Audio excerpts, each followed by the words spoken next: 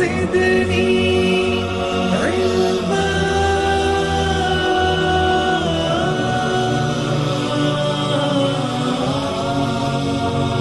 رب زدني علما.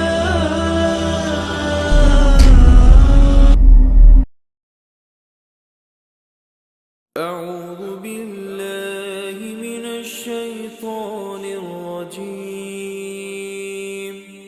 بسم الله الرحمن السلام علیکم الرحيم. ورحمۃ اللہ وبرکاتہ.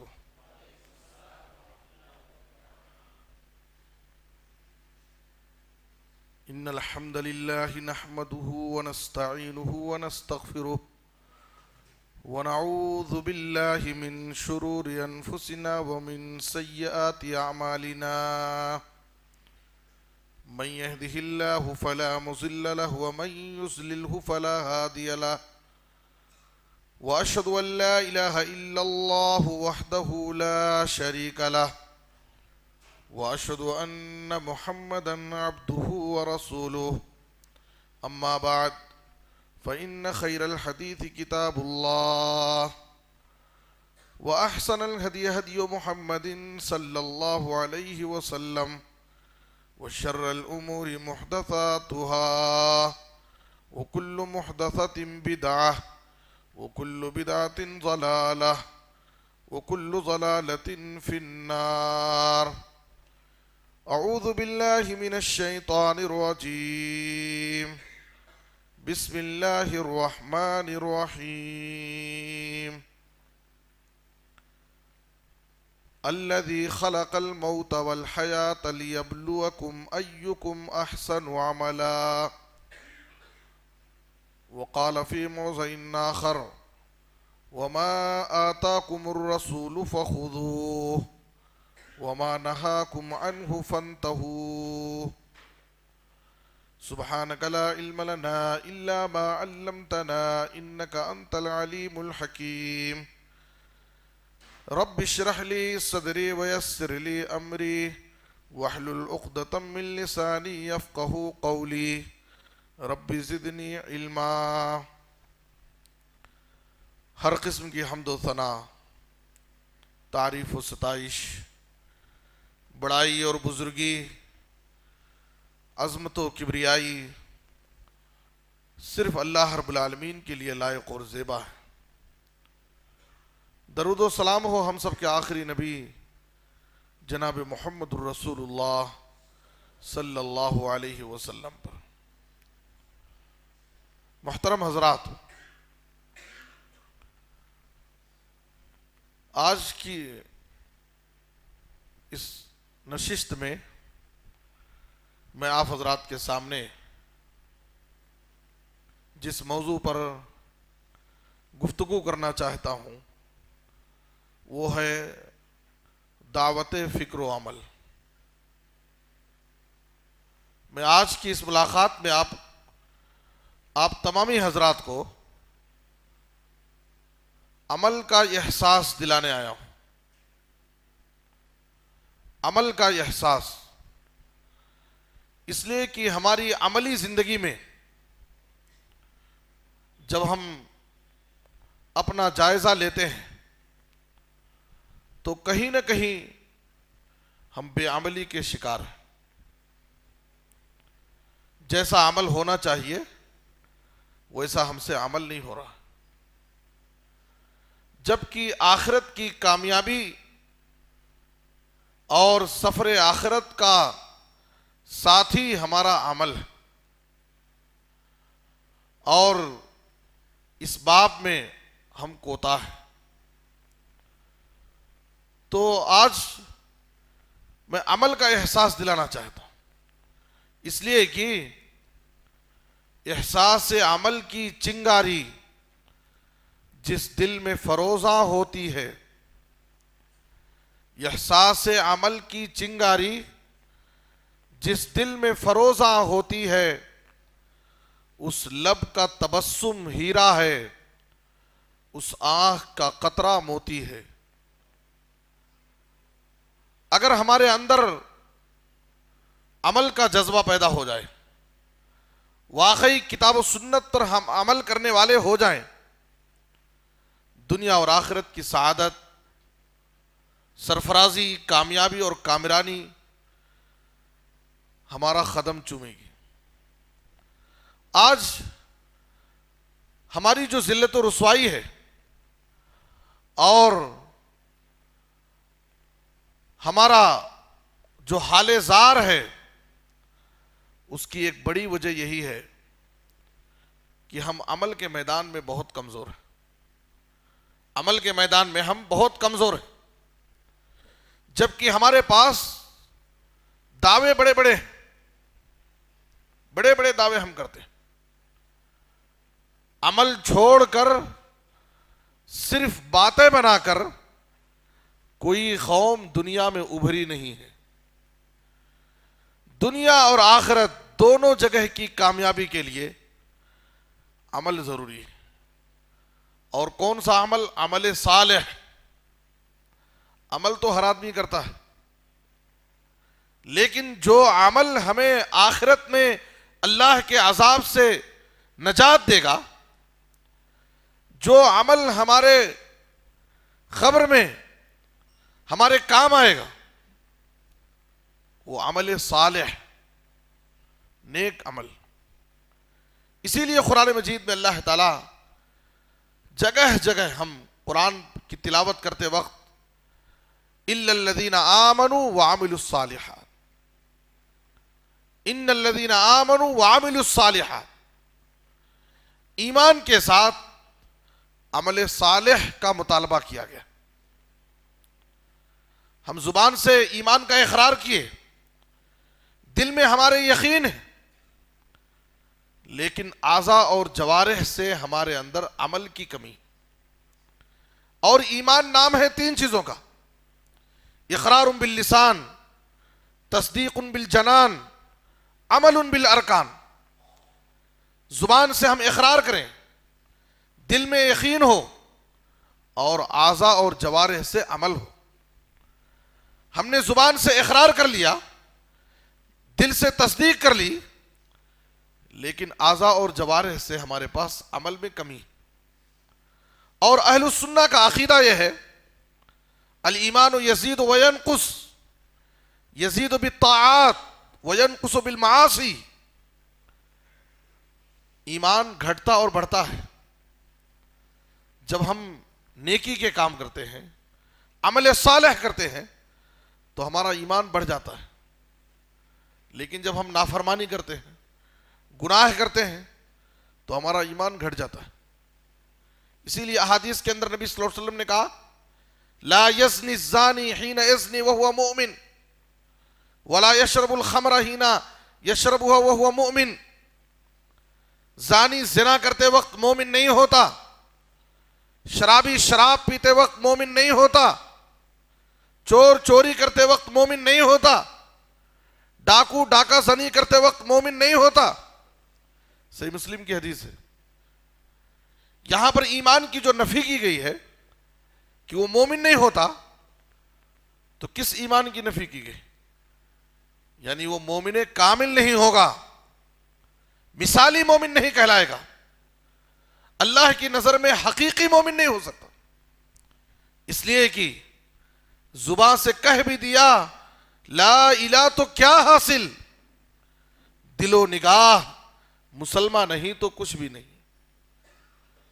زبانی اقرار اور دل کے یقین کے ساتھ ہم عمل کے میدان میں آگے بڑھیں۔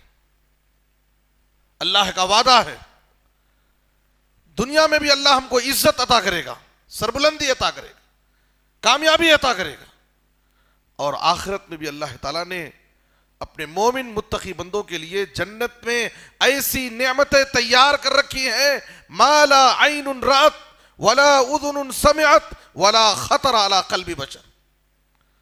جنت کی وہ نعمتیں کسی آنکھ نے دیکھا نہیں، کسی کان نے سنا نہیں، اور کسی کے دل میں اس کا خیال بھی نہیں آیا۔ وہ نعمتیں کیسی ہوں گی؟ ہمارے تصور سے بالا تر ہیں۔ یہ سارے وعدے اللہ رب العالمین نے ان لوگوں سے کیے ہیں جو ایمان کے ساتھ عمل صالح کا اہتمام کرتے ہیں۔ صالح عمل، نیک عمل. عمل صالح کیا ہے؟ صالح عمل قرآن میں جگہ جگہ جس صالح عمل کا مطالبہ کیا گیا ہے، یہ صالح عمل کیا ہے؟ صالح عمل وہ عمل جو ایمان کے ساتھ، صحیح عقیدے کے ساتھ اللہ کی رضا کے لیے کیا جائے اور نبی صلی اللہ علیہ وسلم کی سنت کے مطابق کیا جائے. ایمان کے ساتھ، صحیح عقیدے کے ساتھ اللہ کی رضا کے لیے کیا جائے اور نبی صلی اللہ علیہ وسلم کی سنت کے مطابق کیا جائے تو وہ عمل عمل صالح ہوگا. اور جب عمل صالح ہوگا تو اس کے بہترین اثرات ہم اپنی زندگیوں میں بھی دیکھیں گے، ہم اپنے کاروبار میں دیکھیں گے، ہم اپنی فیملی میں دیکھیں گے. اس لیے کہ جس طرح سے انسان گناہ کرتا ہے، اللہ کی معصیت اور نافرمانی کرتا ہے، تو گناہوں کے برے اثرات انسان کی انفرادی زندگی میں مرتب ہوتے ہیں، اس کے اہل و عیال میں نظر آتے ہیں. اس کے گناہوں کی نحوست کا اثر اس کے کاروبار پر پڑتا ہے، اس کی فیملی پر پڑتا ہے، اس کی سواری پر اس کے گناہوں کی نحوست کا اثر ہوتا ہے. یہاں تک کہ جس بستی میں، جس گلی اور محلے میں وہ انسان زندگی گزارتا ہے، اس سماج اور معاشرے پر، اس بستی پر بھی اس کے گناہوں کے اثرات مرتب ہوتے ہیں. یہی وجہ ہے نبی صلی اللہ علیہ وسلم صحابہ کرام کے ساتھ ایک بار بیٹھے تھے. آپ کے سامنے سے ایک جنازہ لے جا رہے تھے. نبی صلی اللہ علیہ وسلم نے جنازے کو دیکھ کر کہا مستریح او مستراح من. صحابہ کرام کا حال یہ تھا کہ جب نبی صلی اللہ علیہ وسلم سے کوئی ایسی بات سنتے جو بات سمجھ میں نہیں آتی تو باقاعدہ سوال کرتے تھے، استفسار کرتے، دریافت کرتے تھے، اس کا کیا معنی ہے، اس کا مطلب ہم نہیں سمجھے. اور یہ بے ادبی نہیں ہے. اگر کسی عالم، کسی امام سے کسی مسئلے کی وضاحت کی جائے ادب کے دائرے میں رہ کر کے تو یہ بے ادبی نہیں ہے اور امام اور عالم کی شان میں گستاخی نہیں ہے. اس لیے کہ بعض لوگ ایسے ہیں جن کے یہاں کسی عالم سے، کسی امام سے مسئلہ دریافت کرنا، مسئلے کو ذکر کرنے کے بعد اس کی وضاحت طلب کرنا بے ادبی قرار دیا جاتا. نبی صلی اللہ علیہ وسلم سے صحابہ کرام سوال کرتے تھے. آپ نے کہا مستریح او مستراح من، کیا معنی ہے اس کا؟ تو آپ صلی اللہ علیہ وسلم نے کہا کہ جب ایک انسان مرتا ہے تو یا تو اسے راحت ملتی ہے یا اس کی طرف سے دوسروں کو راحت ملتی. جب ایک مومن متقی بندہ دنیا سے جاتا ہے تو اللہ کی رحمت کے حوالے ہو جاتا. دنیا میں بڑی تکلیف کی زندگی گزارا، اب مرنے کے بعد اسے کوئی تکلیف نہیں، وہ اللہ کی رحمت کے حوالے ہو گیا. لیکن ایک فاسق و فاجر انسان جب اس دنیا سے مر کر کے جاتا ہے تو اس کی طرف سے بہت سارے لوگوں کو راحت مل جاتی. کیوں؟ اس لیے کہ وہ بڑا ظالم تھا، وہ بڑا سرکش تھا، وہ بڑا متکبر تھا، گلی اور محلے کے لوگوں کو پریشان کرتا تھا، ان پر ظلم کرتا تھا. اب جب اس کی موت ہو گئی تو گلی محلے پاس پڑوس کے سارے لوگوں کو اس کی طرف سے راحت مل گئی. وَإِنَّ الْعَبْدَ الْفَاجِرِ يَسْتَرِيحُ مِنْهُ الْعِبَادِ وَالْبِلَادِ وَالشَّجَرِ وَالدَّوَابِ. ایک فاسق و فاجر گنہگار انسان کی موت سے کتنے لوگوں کو راحت ملتی ہے؟ يَسْتَرِيحُ مِنْهُ الْعِبَادِ، وہاں کے انسانوں کو راحت ملتی ہے. والبلاد، اس شہر کو راحت ملتی ہے. جس بستی میں، جس سماج میں، جس گلی اور محلے میں وہ زندگی گزارتا تھا، اس کے مرنے سے اس شہر کو، اس بستی والوں کو راحت مل گئی. والشجر، وہاں کے کھیت اور باغات کو راحت ملتی. کیوں؟ اس لیے کہ جب وہ ظالم، وہ سرکش انسان دنیا میں زندہ تھا، ایسے ظالموں، نافرمانوں، گنہگاروں کی وجہ سے آسمان سے بارش کا نزول بند ہو جاتا، بارشیں نہیں ہوتی، اور بارش نہ ہونے کی وجہ سے کھیت کی فصلیں تباہ ہو جاتی ہیں، جھاڑ اور پودے مرجھا جاتے ہیں، زمین کے جانور پانی کے لیے ترسنے لگتے ہیں۔ جب ایک فاسق و فاجر انسان اس دنیا سے مر کر جاتا ہے تو کھیتوں کو، باغوں کو، زمین کے جانوروں کو، کیڑوں مکوڑوں کو، سب کو راحت ملتی۔ انسان کو ایسی زندگی گزارنی چاہیے کہ وہ دنیا والوں کے لیے رحمت ہو، گلی والوں کے لیے، محلے والوں کے لیے، بستی والوں کے لیے، سماج اور سوسائٹی والوں کے لیے، جہاں بھی وہ رہتا تھا رحمت بن کر رہتا تھا۔ کسی کے لیے ہم زحمت نہ بنے، اس لیے کہ ہم دین رحمت کے ماننے والے، ہمارا دین دین رحمت، ہمارے نبی نبی رحمت، ہماری کتاب کتاب رحمت، صحابہ کرام رحماء بینہم، اور عرش والے کا یہ اعلان ارحموا من فی الارض یرحمکم من فی السماء، کرو مہربانی تم اہل زمین پر، خدا مہربان ہوگا عرش بری پر۔ ہم جہاں بھی رہیں دنیا والوں کے لیے رحمت بنیں، اپنی ذات سے ہم کبھی بھی کسی کو تکلیف نہ دیں، ورنہ ہماری موت سے دنیا والوں کو راحت مل جائے گی۔ میں عرض یہ کرنا چاہتا ہوں، جس طریقے سے گناہوں کے برے اثرات انفرادی اور اجتماعی زندگی پر مرتب ہوتے ہیں، اسی طرح سے نیکیوں کے عمل صالح کے اچھے اثرات انسان کی انفرادی اور اجتماعی زندگیوں میں مرتب ہوتے ہیں۔ جب انسان نیک عمل کرتا ہے تو اس کا فائدہ، دنیاوی فائدہ جہاں اس کو حاصل ہوتا ہے، اس کے عمل صالح کا فائدہ اس کے کاروبار میں نظر آتا ہے۔ اللہ تعالیٰ اس کے کاروبار میں خیر و برکت دیتا ہے۔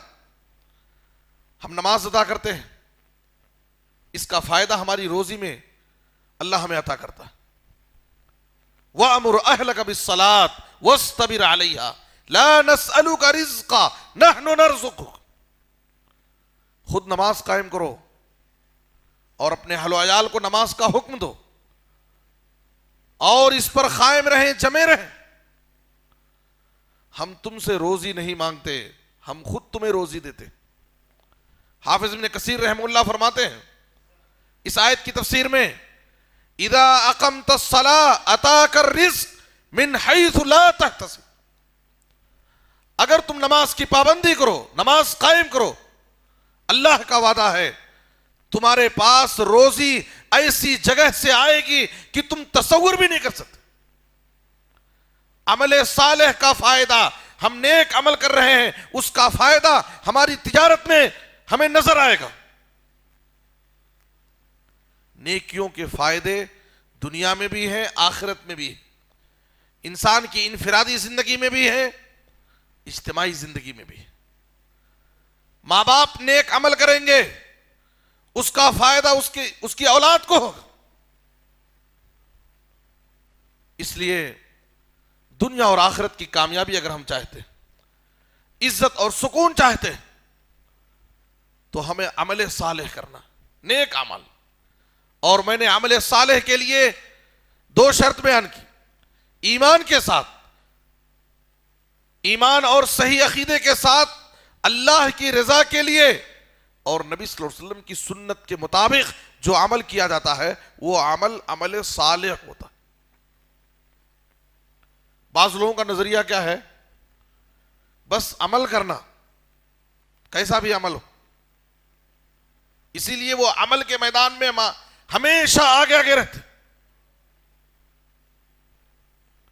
دیکھیے یہ نظریہ صحیح نہیں ہے۔ اللہ تعالیٰ کو صرف عمل مطلوب نہیں ہے، بلکہ اللہ تعالیٰ کو عمل صالح مطلوب ہے، احسن عمل مطلوب ہے۔ اللہ نے یہ نہیں کہا الذی خلق الموت والحیات لیبلوکم ایکم احسن عملا. ہماری موت و حیات کا مقصد کیا ہے؟ زندگی اور موت کا مقصد کیا ہے؟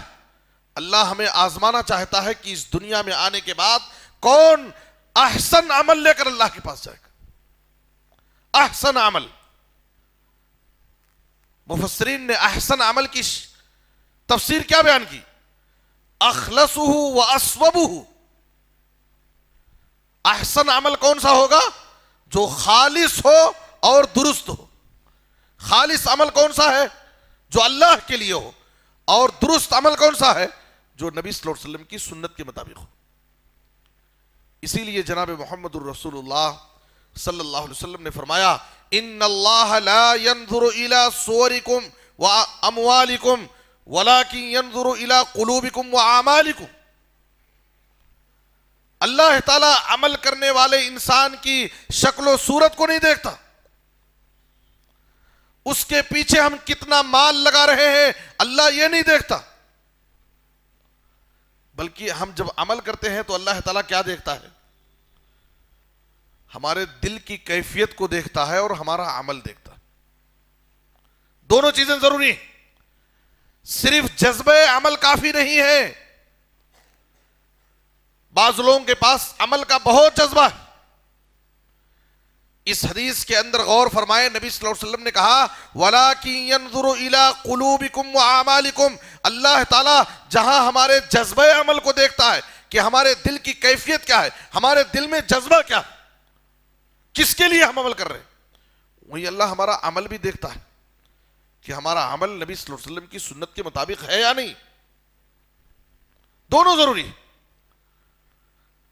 ہمارے دل کی نیت درست ہو، ہم وہ عمل اللہ کے لیے کریں اور نبی صلی اللہ علیہ وسلم کی سنت کے مطابق کریں. اسی لیے جناب محمد رسول اللہ صلی اللہ علیہ وسلم نے فرمایا من عمل عملا لیس علیہ امرنا فہو رد.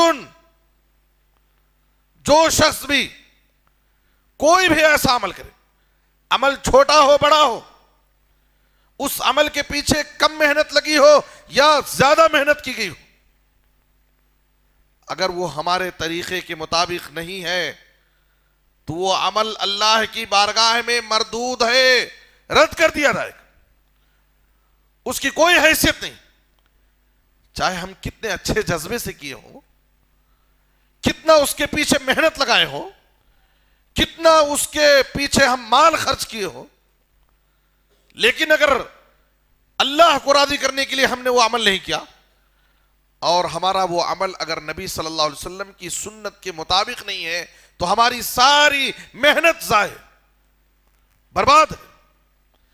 آخرت میں ہم اللہ رب العالمین کے پاس اجر و ثواب کے مستحق نہیں ہوں گے. قرآن مجید میں سورۃ الغاشیہ ہم بارہا سنتے ہیں اور اس کی تلاوت کرتے ہیں. اس میں ایک آیت اللہ تعالیٰ نے کہا عاملۃ ناصبہ. عاملۃ ناصبہ کیا معنی؟ قیامت کے دن ایسے عمل کرنے والے آئیں گے اللہ کی بارگاہ میں جو دنیا میں عمل کر کر کے تھک گئے ہوں. ہمیشہ عمل کے میدان میں بہت آگے. جذبہ عمل کافی نہیں ہے. صرف اللہ نے ان کے کردار کو کیا بیان کیا؟ عاملۃ ناصبہ، عمل کرنے میں بہت آگے، عمل کر کر کے تھک جاتے تھے، لیکن ان کا ٹھکانہ کیا ہوگا؟ آگے کی آیت میں اللہ نے کیا فرمایا؟ تسلا نارن حامیہ. ان کو جہنم کی بھڑکتی ہوئی دہکتی ہوئی آگ میں داخل کیا. ان کا ٹھکانہ جہنم. کن کا ٹھکانہ؟ وہ لوگ جو دنیا میں عمل کرنے میں ہمیشہ آگے آگے رہتے تھے.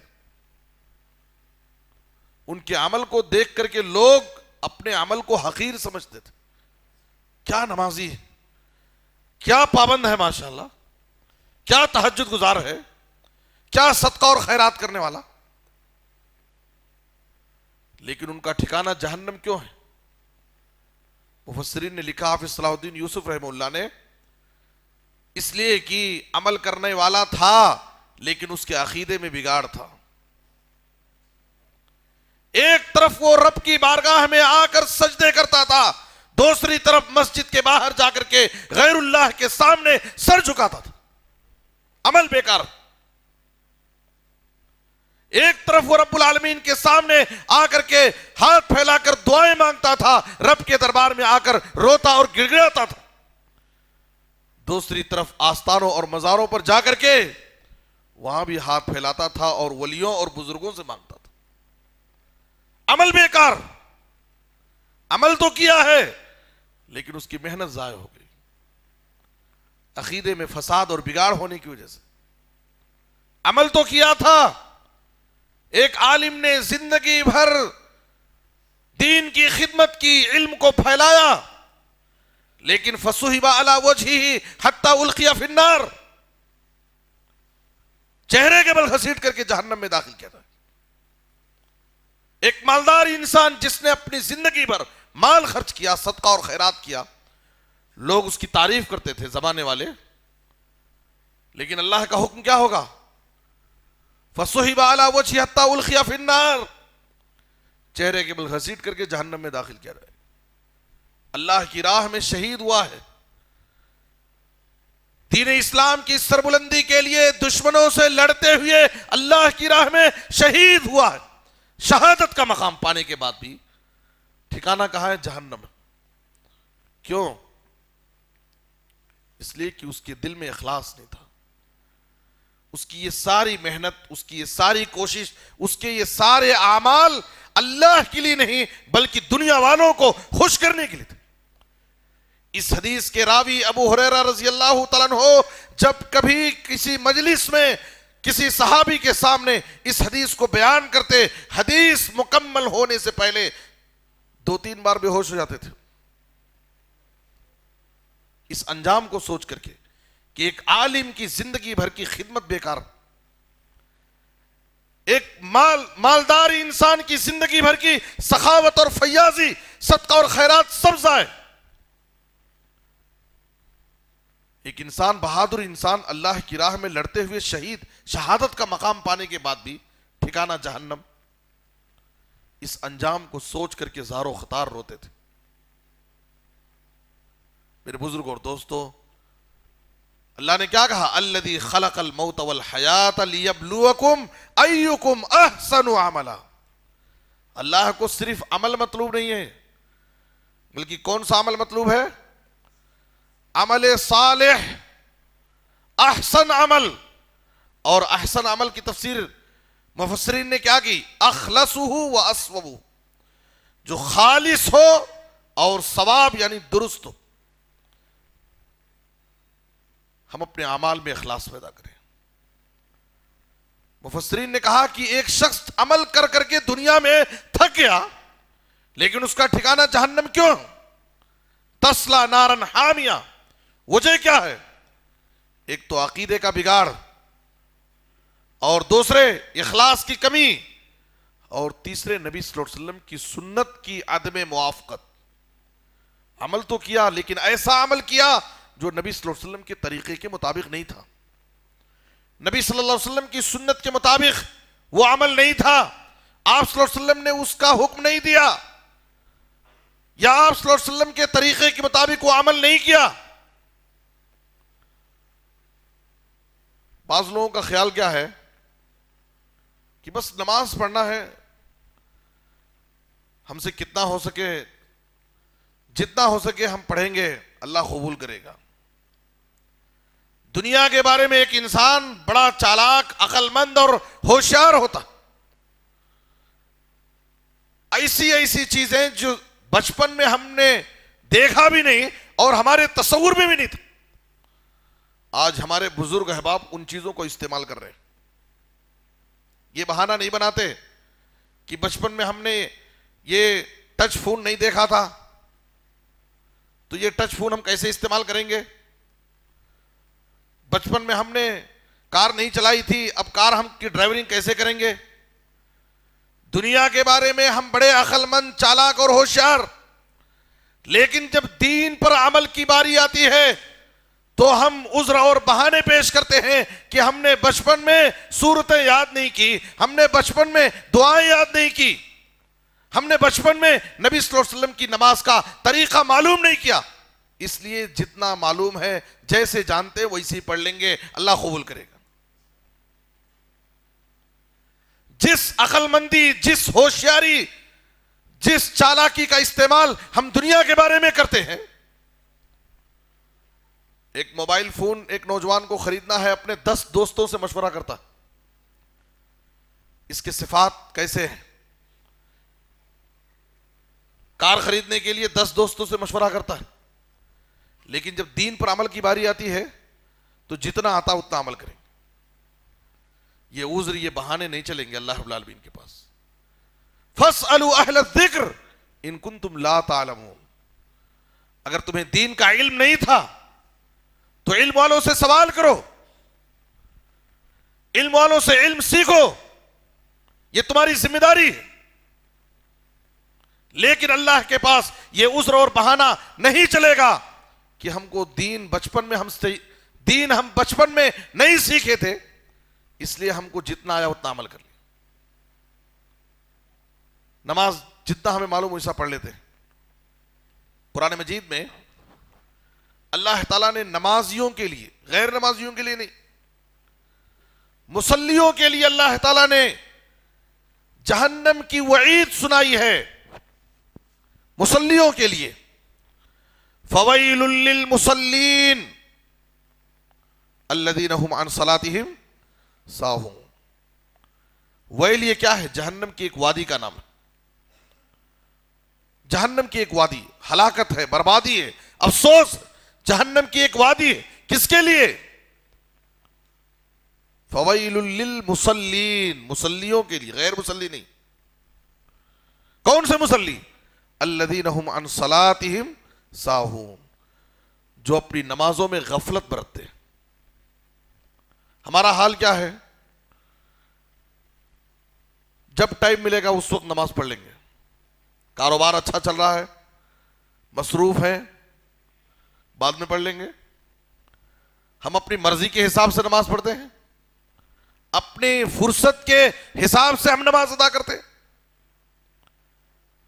کیا ہم اپنی مرضی اور اپنے ٹائم کے حساب سے نماز ادا کریں گے؟ ہماری یہ نماز اللہ کی بارگاہ میں قبول ہو سکتی ہے؟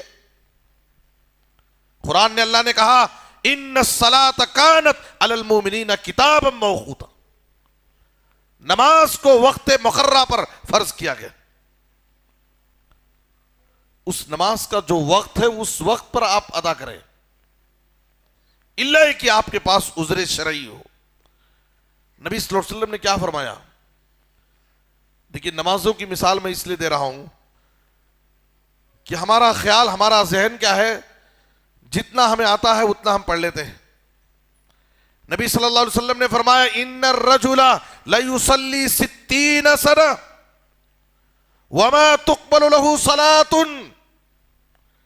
ایک آدمی 60 سال نماز پڑھتا ہے، اس امت کی عمر ہی 60 سال ہے، 60 سے 70 سال، مطلب کیا؟ زندگی بھر نماز پڑھتا ہے۔ ان الرجل لیصلی 60 سنہ، لیکن اس کی ایک بھی نماز قبول نہیں ہوتی،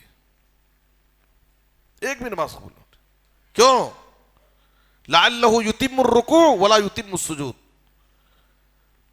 اس لیے کہ ہو سکتا ہے رکوع مکمل کرتا ہو لیکن سجدے مکمل نہ کرتا، سجدہ مکمل کر رہا ہے لیکن رکوع مکمل نہیں کر رہا۔ نبی صلی اللہ علیہ وسلم مسجد نبوی کے ایک کونے بیٹھے ہیں، ایک صاحب آئے، جلدی جلدی 2 رکعت نماز پڑھ لیے، سلام پھیرنے کے بعد نبی صلی اللہ علیہ وسلم سے ملاقات کرنے گئے، آپ نے سلام کا جواب دیا، لیکن آپ نے کہا ارجع فصلی فانک لم تصلی، واپس جا، پھر سے نماز پڑھ، اس لیے کہ تو نے نماز نہیں پڑھی ہے۔ وہ بندہ نماز پڑھا تھا نہیں پڑھا تھا؟ پڑھا تھا، لیکن نبی صلی اللہ علیہ وسلم کیا فرما رہے ہیں؟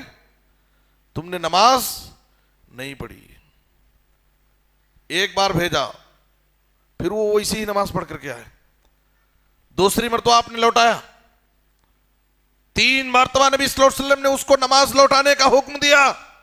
اس نے کہا اللہ کے رسول میں اس سے بہتر نماز نہیں پڑھ سکتا. پھر آپ صلی اللہ علیہ وسلم نے اس کو نماز کا طریقہ بتایا اور کہا ثم ارکع حتی تطمئن راکعا ثم اسجد حتی تطمئن ساجدا. رکوع کرو اطمینان کے ساتھ رکوع میں رہو, سجدہ کرو اطمینان کے ساتھ سجدے میں رہو, سجدے سے اٹھو اطمینان کے ساتھ سجدے کے درمیان بیٹھو, رکوع سے اٹھنے کے بعد اطمینان سے کھڑے ہو جاؤ. ہمارا حال کیا ہے, رکوع سے بھی سیدھا اٹھے بھی نہیں کہ سجدے میں پہنچ جاتے, پہلے سجدے سے ابھی اٹھ کر سیدھا بیٹھے بھی نہیں کہ دوسرے سجدے میں پہنچ گئے. نبی صلی اللہ علیہ وسلم نے کہا کہ ایک آدمی 60 سال نماز ادا کرتا ہے لیکن اس کی کوئی نماز قبول نہیں کی جاتی. کیوں؟ اس لیے کہ وہ رکوع ہو سکتا ہے مکمل کرتا ہو اور سجدے اس کے مکمل ہو, سجدہ مکمل کرتا ہے لیکن رکوع مکمل نہیں. ہمارے حساب سے نماز ادا کریں گے نہیں چلے گا. وقت پر نماز ادا کریں, باجماعت مسجد میں آ کر نماز ادا کریں اور نبی صلی اللہ علیہ وسلم کے طریقے کے مطابق نماز ادا کریں. صلو کما رأیتمونی اصلی. آپ صلی اللہ علیہ وسلم نے کہا, صحیح مسلم کی حدیث ہے, تلک صلاۃ المنافق. کتنی تکلیف ہوتی ہے ہم کو. حدیث کے الفاظ ہیں تلک صلاۃ المنافق یجلس یرقب الشمس حتی اذا كانت بین قرنی الشیطان قام فنقرها 4 لا يذكر الله فيها الا قليلا. نبی صلی اللہ علیہ وسلم نے کہا وہ منافق کی نماز ہے. کون سی نماز منافق کی نماز؟ ایک آدمی عصر کی نماز پڑھنے کے لیے سورج ڈوبنے کے انتظار میں بیٹھا رہتا ہے, وقت ہو چکا ہے عصر کا, اول وقت پر عصر کی نماز ادا نہیں کر رہا ہے. کیا کر رہا ہے؟ سورج ڈوبنے کا انتظار کرتا رہتا, یہاں تک کہ سورج جب شیطان کی دونوں سینگوں کے درمیان پہنچتا ہے, ڈوبنے کے قریب ہوتا ہے, جلدی سے اٹھتا ہے اور جلدی جلدی 4 ٹھونگے مار لیتا اور اس میں اللہ کا ذکر بہت کم کرتا. آپ صلی اللہ علیہ وسلم نے ایک تو وقت پر نماز نہیں پڑھا, بلا عذر شرعی اس نے اس نماز کو مؤخر کیا, اور وقت پر نماز ادا نہ کرنے والا, بلا عذر شرعی نماز کو مؤخر کرنے والے انسان کی نماز کو مردہ نماز کہا گیا ہے. آپ صلی اللہ علیہ وسلم نے کہا کہ ایک وقت آئے گا کہ ایسے عمرہ ہوں گے یمیتون الصلاۃ, نماز کو مردہ کر کے پڑھے. ایک غلطی, اور دوسرے سکون و اطمینان کے ساتھ نہیں پڑھا. آپ صلی اللہ علیہ وسلم نے اس کی مثال کیا دی, قام فنقرها 4, پرندے کی 4 ٹھونگوں کی طرح جلدی جلدی مار دیا. سکون و اطمینان کے ساتھ نماز ادا کرنا ہے. اور تیسرے اس میں اللہ کا ذکر بہت کم کیا. دعائیں ہم کو نماز میں پڑھنا ہے, سکون و اطمینان کے ساتھ نماز ادا کرنا ہے. ہم اس کیفیت کے ساتھ نماز ادا کریں گویا کہ ہم اللہ کو دیکھ رہے ہیں, رب کے سامنے ہم کھڑے ہوتے ہیں, رب سے سرگوشی کرتے ہیں. اور سجدے کی حالت میں جب ہم جاتے ہیں تو رب سے بہت قریب ہو جاتے ہیں کہ ایک بندہ اپنا سب کچھ اللہ کے لیے قربان کر دیا, اللہ کے در پر آ کر کے اپنے ماتھے کو ٹیک دیا. اس سے زیادہ بندے کی عاجزی اور انکساری کیا ہو سکتی؟ لیکن ہمارا حال کیا ہے کہ بظاہر تو ہم اللہ کے سامنے اللہ کے دربار میں کھڑے ہیں, لیکن ہمارا دل و دماغ کاروبار میں ہے, تجارت میں ہے, گھر میں ہے, بیوی بچوں میں ہے. تو جو سر بسجدہ ہوا کبھی تو زمین سے آنے لگی صدا, تیرا دل تو ہے صنم آشنا, تجھے کیا ملے گا نماز میں؟ آج ہماری نمازیں خشوع خضوع سے خالی, جس کی وجہ سے نمازوں کی جو تاثیر ہماری زندگیوں میں نظر آنی چاہیے اس تاثیر سے ہم اور آپ محروم ہیں. نماز کے جو فائدے ہیں, نماز کی جو برکتیں ہیں, وہ برکتیں ہماری زندگیوں میں، ہمارے کاروبار میں، ہماری فیملی میں نظر کیوں نہیں آتی؟ ہم بھی نمازوں کی پابندی کرتے ہیں، اس لیے کہ ہماری نمازیں خشوع اور خضوع سے خالی ہیں، اس لیے کہ ہماری نمازیں نبی صلی اللہ علیہ وسلم کے طریقے کے مطابق نہیں ہیں، اس لیے کہ ہم نمازیں وقت مقررہ پر باجماعت نہیں ادا کر رہے ہیں، ہم تو اپنی مرضی سے اپنے ٹائم کے حساب سے نماز پڑھ لے رہے ہیں۔ میرے محترم بزرگوں اور دوستوں، نوجوانوں، ضرورت اس بات کی ہے کہ ہم دین کی جو تعلیمات جانتے ہیں اس پر عمل کریں۔ عمل کی دعوت، میں آپ حضرات کے سامنے آج عمل کی دعوت دینے آیا ہوں۔ عمل اگر ہم کریں گے، ہمارے عمل صالح کا فائدہ آخرت میں جنت کی نعمتوں کی شکل میں جو ہم کو ملیں گی وہ تو ملیں گی ہی، عمل صالح کا بہترین فائدہ ہم دنیا میں بھی دیکھیں، شرط یہ ہے کہ ہم عمل کریں۔ قرآن مجید میں اللہ تعالیٰ نے کیا فرمایا؟ من عمل صالحا من ذکر او انثى وهو مؤمن فلنحيينه حیاتا طیبہ۔ عمل کرنے والا چاہے مرد ہو یا عورت ہو، جنس کی کوئی تفریق نہیں، اللہ رب العالمین کے پاس جزا اور سزا، اجر و ثواب جنس کی بنیاد پر نہیں ملتے ہیں۔ عمل کرنے والا چاہے مرد ہو، عمل کرنے والی چاہے عورت ہو، من عمل صالحا من ذکر او انثى، شرط کیا ہے؟ وہو مؤمن، ایمان کے ساتھ، صحیح عقیدے کے ساتھ عمل ہو، ایمان کے ساتھ، صحیح عقیدے کے ساتھ ہمارا عمل ہو۔ اگر ہم ایمان کے ساتھ عمل صالح کریں گے تو اللہ کا وعدہ کیا ہے؟ فَلَنُحْيَنَّهُ حَيَاةً طَيِّبَةً، ہم ان کو پاکیزہ، خوشگوار، پرسکون زندگی عطا کریں۔ نیک عمل کا فائدہ دنیا میں خوشگوار، پاکیزہ، پرسکون زندگی۔ بظاہر انسان غریب ہے، اس کا کاروبار، اس کی تجارت کوئی بہت بڑی نہیں، چھوٹا کاروبار ہے، لیکن اپنی فیملی میں بہت سکون کے ساتھ زندگی گزار رہا۔ اس کے مقابلے میں ایک انسان کے پاس بڑا کاروبار ہے، بڑی تجارت ہے، بڑا بزنس ہے، لیکن زندگی چین و سکون سے خالی ہے۔ جب تک نیند کی گولی نہیں کھاتا نیند نہیں آتی، فٹ پاتھ پہ سو جاتا ہے، فٹ پاتھ پہ اخبار بچھا کر سو جاتا ہے، فٹ پاتھ پہ اخبار بچھا کر، مزدور کبھی نیند کی گولی نہیں کھاتا۔ بظاہر معمولی انسان، چھوٹا کاروبار، لیکن ایمان والا ہے، متقی ہے، نیک عمل کرتا ہے، اللہ اس کی زندگیوں میں سکون عطا کیا۔ سفیان بن عیینہ رحمت اللہ علیہ بیت اللہ میں سوکھی روٹی، وقت کے ایک بڑے محدث بیت اللہ میں بیٹھے ہیں، سوکھی روٹی زمزم میں بھگو کر نرم کر کے کھا رہے ہیں۔ شاگردوں نے دیکھا وقت کے امام اور محدث، ان کی زندگی کا حال کیا ہے؟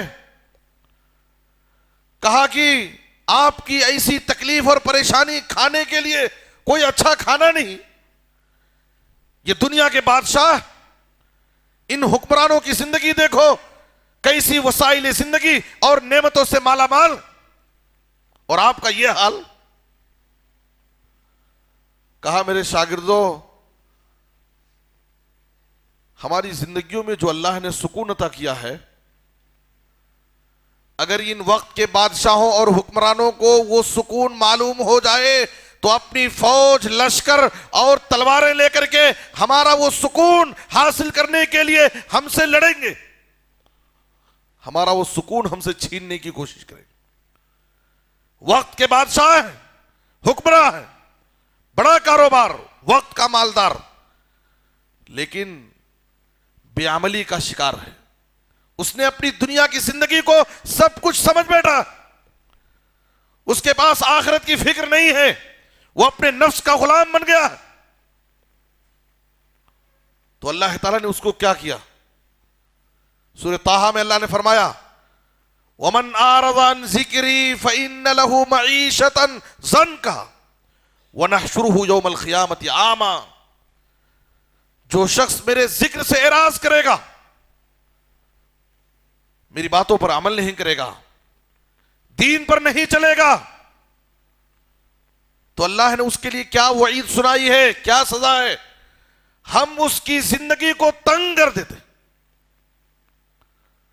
یہ دنیاوی سزا, زندگی کو اللہ تعالیٰ تنگ کر دیتا ہے, زندگی سے چین و سکون چھین لیتا ہے.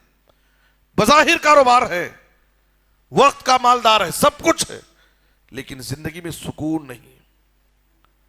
اور قیامت کے دن ہم اس کو جب اٹھائیں گے, اندھا کر کے اس کو اٹھائیں گے. اخروی سزا. اللہ سے انسان کہے گا اے اللہ دنیا میں تو مجھے بینائی عطا کی تھی, آج مجھے کیوں اندھا کر کے اٹھایا؟ اللہ کہے گا تیرے سامنے ہماری آیتیں پڑھی جاتی تھی, دین کی باتیں تیرے سامنے سنائی جاتی تھی, لیکن تو اندھا بن کر کے وہاں سے چلا جاتا تھا, اس لیے آج تجھے ہم اندھا کر کے اٹھائیں. اللہ نے جو یہ نعمتیں دی ہیں میرے عزیز نوجوانوں, اللہ کی یہ جو نعمتیں ہیں, یہ کان, یہ آنکھ, یہ دل دماغ, یہ ہاتھ اور پیر, یہ اللہ کی نعمت. وَلِسَانًا وَشَفَتَيْن وَهَدَيْنَاهُ النَّجْدَيْن. ان نعمتوں کا ہم صحیح استعمال کریں, اس لیے کہ قیامت کے دن ان نعمتوں کے بارے میں سوال ہوگا کہ تم نے اپنے کان کا استعمال کہاں کیا, تم نے اپنی آنکھوں کا استعمال کہاں کیا, تم نے اپنے دل و دماغ کا استعمال کہاں کیا, اپنے ہاتھوں کا استعمال کہاں کیا. وَلَا تَخْفُ مَا لَيْسَ لَكَ بِهِ عِلْمٌ. جس چیز کے بارے میں تمہیں صحیح علم نہ ہو, ایسی چیز کے پیچھے مت پڑو. جب تمہیں اس کے بارے میں علم نہیں ہے تو اس کے بارے میں اس کے پیچھے مت جاؤ. کیوں؟ اس لیے کہ تمہاری زبان سے اگر لا علمی میں اگر کوئی بات نکل گئی جو بات صحیح نہیں ہے, تم اللہ کے پاس مسئول ہوں, اللہ تمہاری پکڑ کرے گا. بغیر علم کے بات مت کرو. وَلَا تَخْفُ مَا لَيْسَ لَكَ بِهِ عِلْمٌ. جس چیز کے بارے میں تمہیں علم نہیں ہے, ایسی چیز کے بارے میں اس کے پیچھے مت جاؤ. کیوں؟ ان السمع والبصر والفؤاد کل اولئک کان عنہ مسئولا. اس لیے کہ کان, آنکھ, دل, دماغ سب کے بارے میں قیامت کے دن سوال ہوگا کہ ہم نے ان اعضاء کا کہاں استعمال کیا تھا. اور اللہ سوال کیسے کرے گا؟ آج ہماری زبان بات کر رہی ہے, کل ہمارے یہ اعضاء بات کریں گے. زبان پر اللہ سیل لگائے گا, اليوم نختم على افواہہم وتکلمنا ایدیہم وتشہد ارجلہم بما کانوا یکسبون.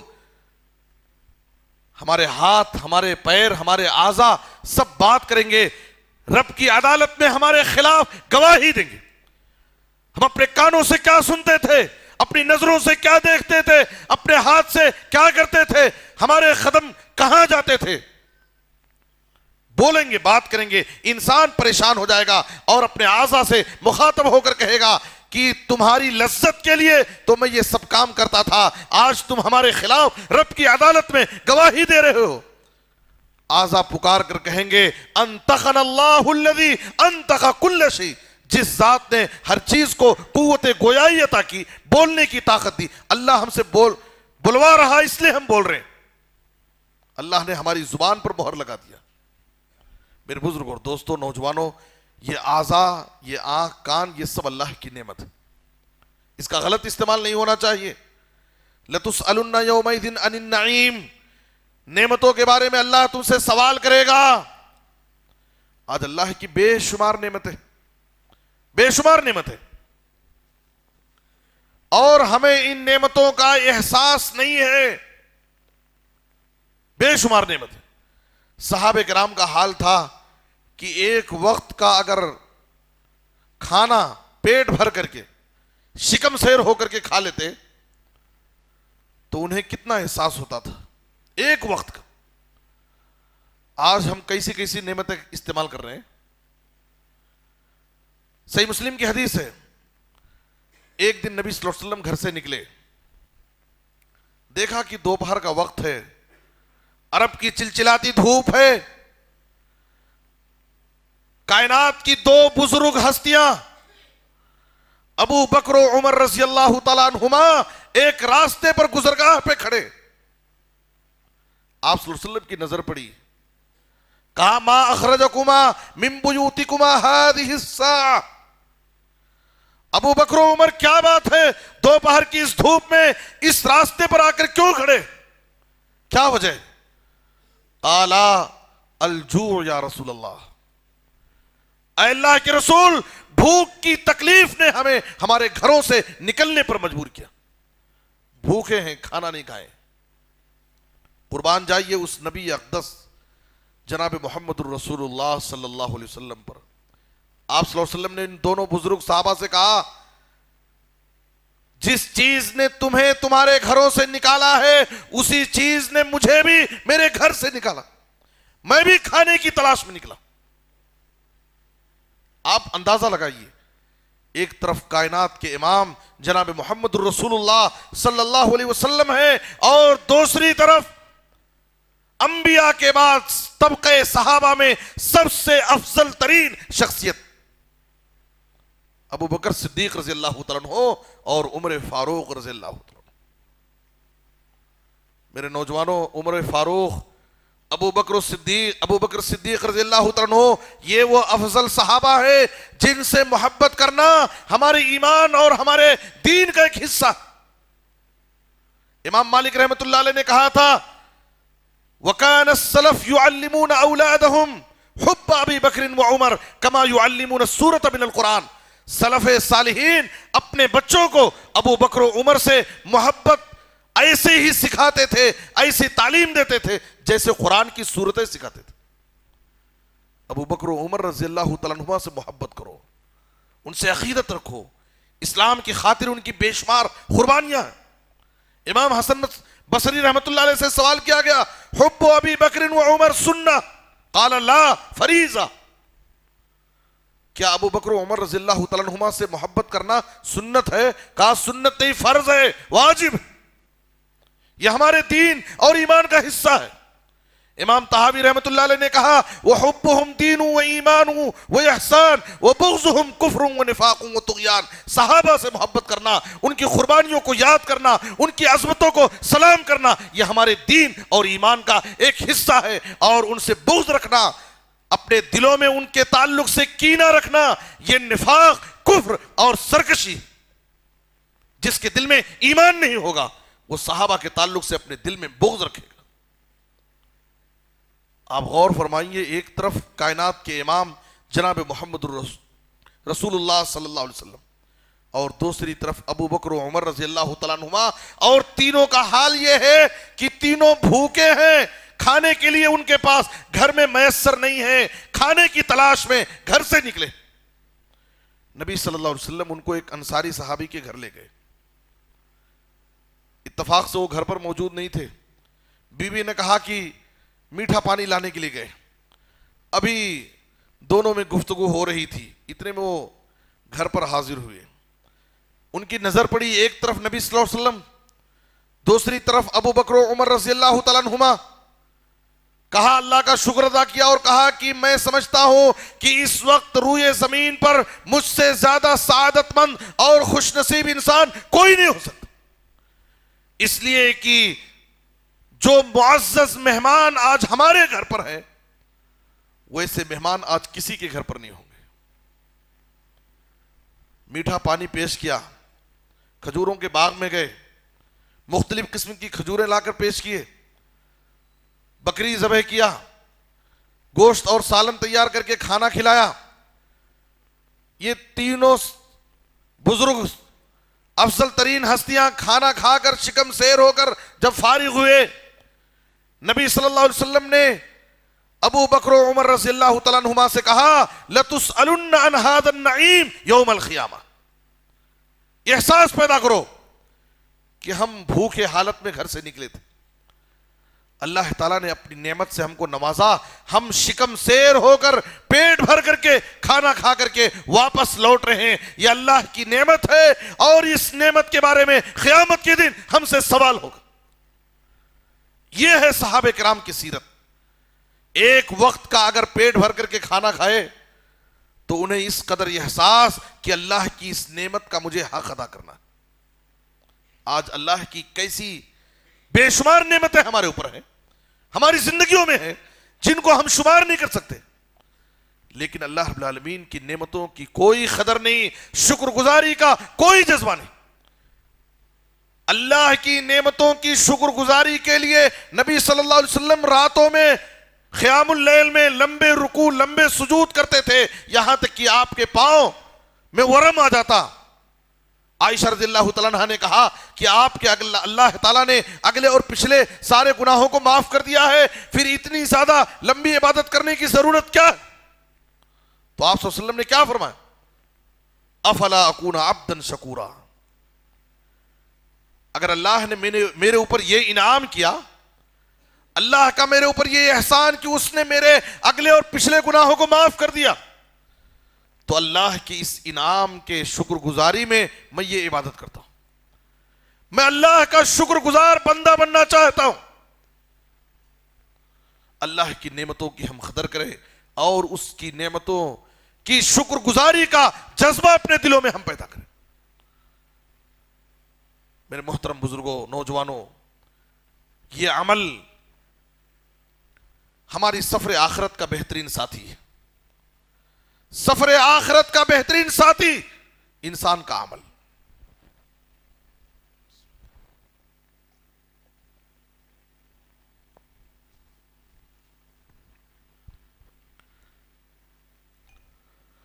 موت یقینی ہے، موت سے کس کو رستگاری ہے، آج ان کی تو کل ہماری باری ہے۔